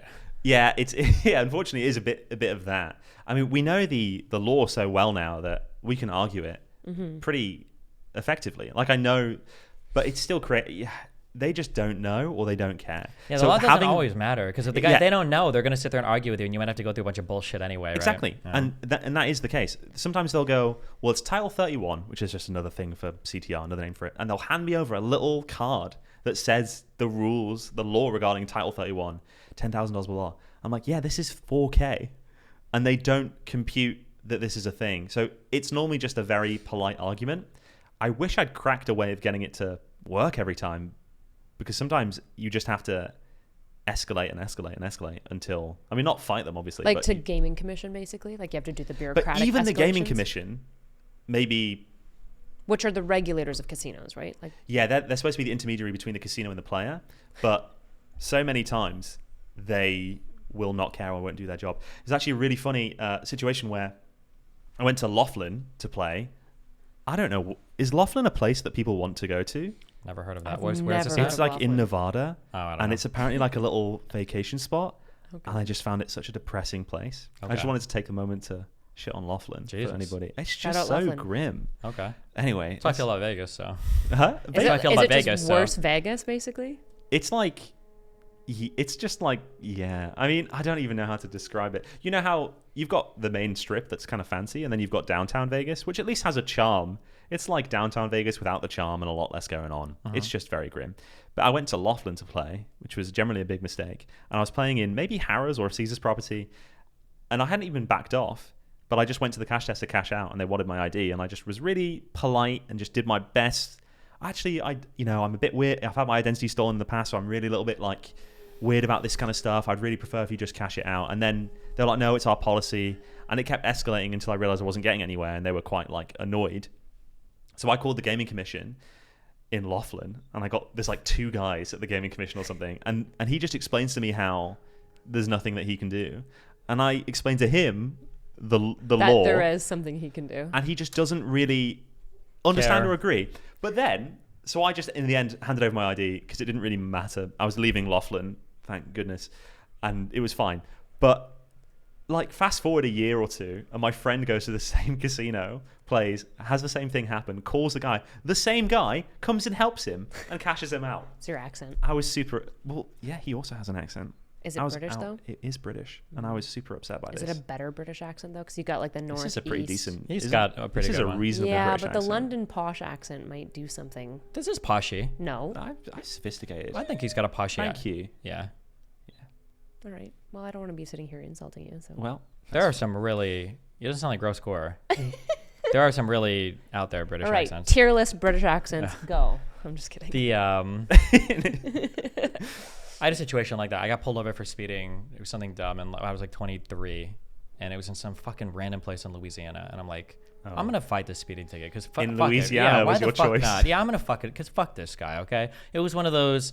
I don't know. Cops think they're like fucking Batman in these small towns sometimes, and they'll be like in their vehicle like at night with all their lights off, hiding in a fucking ditch. Okay, like they're trying to track James Bond or some bullshit, and they pop out. It's like, really, dude? Like I couldn't believe there. It was a small town. Actually, it wasn't a speeding ticket. It was a red light run, and it was Right. like in the middle of the T Oh, intersection, right. in the middle of actually fucking nowhere. Okay, it was like Area 51, 2,000 miles of empty space, and I rolling stop my way through this. There's no lights, from miles. I think NASA has like a space observatory here to see into deep space. There's nothing. Okay, and I make this turn, and then I don't know. I'm like, oh, no way. So I drive all the way back because I'm from Nebraska, and in Nebraska we just drive everywhere because we do that. I think it was like a 12-hour or some fucking bullshit drive back. I'm like, okay, I've read all this shit. I'm gonna fight my ticket, and I show up and I go into this courthouse, and it kind of looks like a church. It's pretty open. There's like the cop is there talking to the judge, and it's like, this is like sheriff like badge number 01, and I'm like, okay. And he's like, oh, hey, we didn't think you were coming to this. Like, yeah, I want to fight my speeding ticket. And he's like, no, we're not gonna do that. Let's just go over here and we're just gonna plead it and pay it. And I was like a fucking kid, like, okay. you just got all this all hyped up, and you went, "I'm here to fight this," and they just went, He was Nah. like, nah, we're just gonna You're go not ahead. Some doing southern "You're just accent. gonna pay it." Yeah, and I'm like, okay. I remember when I was 19, I got this parking ticket, and then I called the cop that gave it to me, and he was like, shoot, you're the wrong car. Because there was a car that had been parked at this bus stop overnight, which you're not allowed to do. But I hadn't been. I had just been there late because I'd been working in the lab or whatever. And he's like, no big deal. Just go to court, fight it. I'll be there. And I'll just be like, hey, judge, just, this is like a write-off. I go to court, and he's there. And then the judge goes, the audacity of young people to waste cops' time coming to court for this. And I was like, he told me. And she makes me step out with him. And she's like, why are you here? And I was like, he told me to come and fight the parking ticket. And then she's like, is that true? And he's like, I don't remember that. Yeah. And so then she got like so mad at me, like chewed me up and down. I was 19. I'm pretty sure I cried. I for sure cried. Wow. And then I still had to pay the full parking ticket. That's outrageous. I know. And so I've been afraid to fight tickets Boils my ever blood. since. Ever since. I'm just like, ee. That's And you thought your $40,000 loss was bad. Yeah, to be fair, this feels pretty painful. I feel that. It was so sad. That cop robbed She you. knew she could bully me. I was just a small That bean. sucks. Yeah. Yeah. What's on the horizon for you After that this, you can talk about? Yeah. After this, I'm going to go and play Florida, but I'll be done by the time this comes out. But yeah, I just got more counting stuff in the works. I've got quite a lot of series that I've filmed. I'm like way ahead. I don't post very often at all, but I'm years ahead kind of, so that disguises and stuff, by the time they come out, it's not a problem and things like that. So I'm just going to keep doing this until it becomes not viable. I actually have this weird thing where my channel is currently at, I'm very happy with and don't really want it to grow a lot. I'd rather it just sustained at this exact level. I feel like you're at a precipice, though. If you look at your last few videos, they've all been over 1 mil.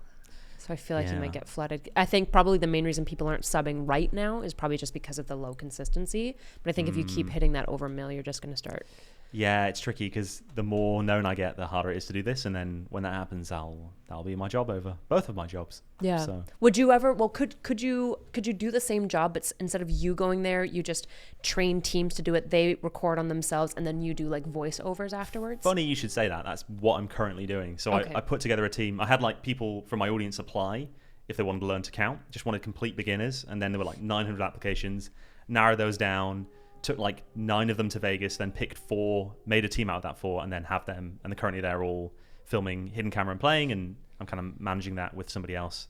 And I'm managing it remotely, and he's managing it from Vegas, which is pretty cool. But that stuff, I don't even know when that'll be out. I genuinely might sit on that for years. Because also their faces are currently clean, and they're not really in any databases. So just keeping that going for a while is good.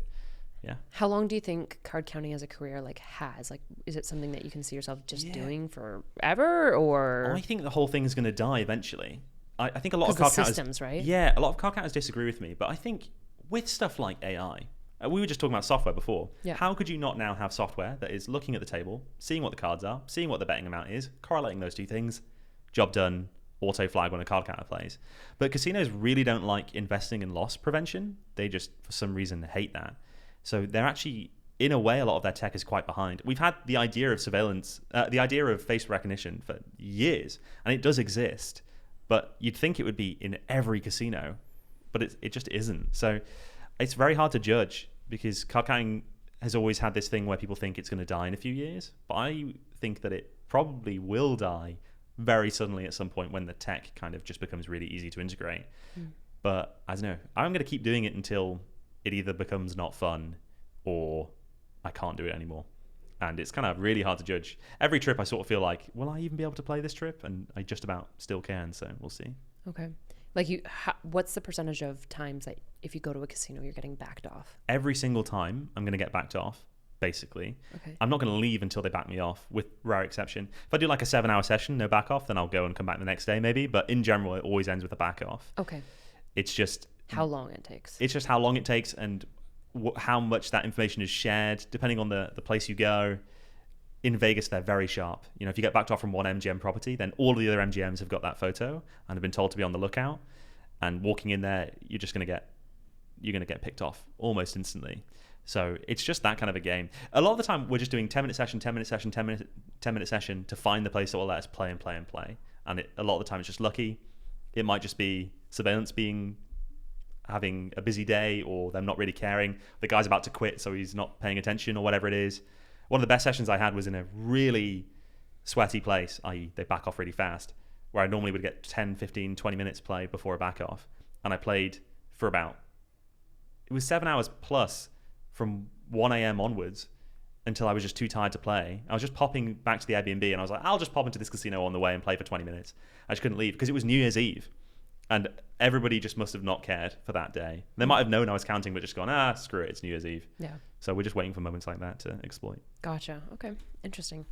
Anything that people should be looking out for with you? Any channels you want to plug? The only thing to plug is my YouTube channel. Just search for card counting or Stephen Bridges and it should pop up.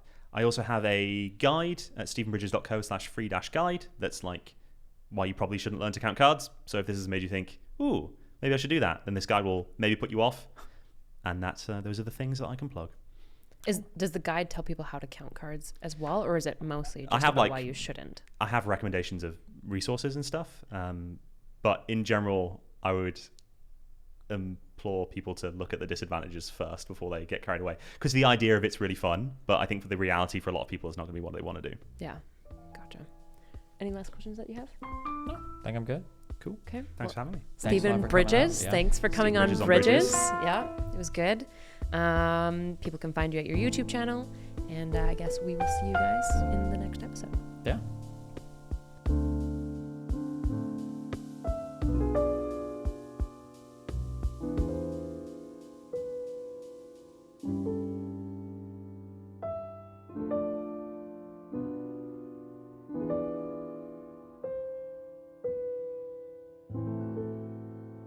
News is divided. Ground news puts it back together. So you can see how many sources are reporting on any breaking story, where they fall on the political spectrum, how reliable they are, and who owns them. Compare headlines and read full articles to see which details are prioritized, exaggerated, or left out entirely. Because the more we understand the media, the more we'll understand each other. Visit ground.news to learn more.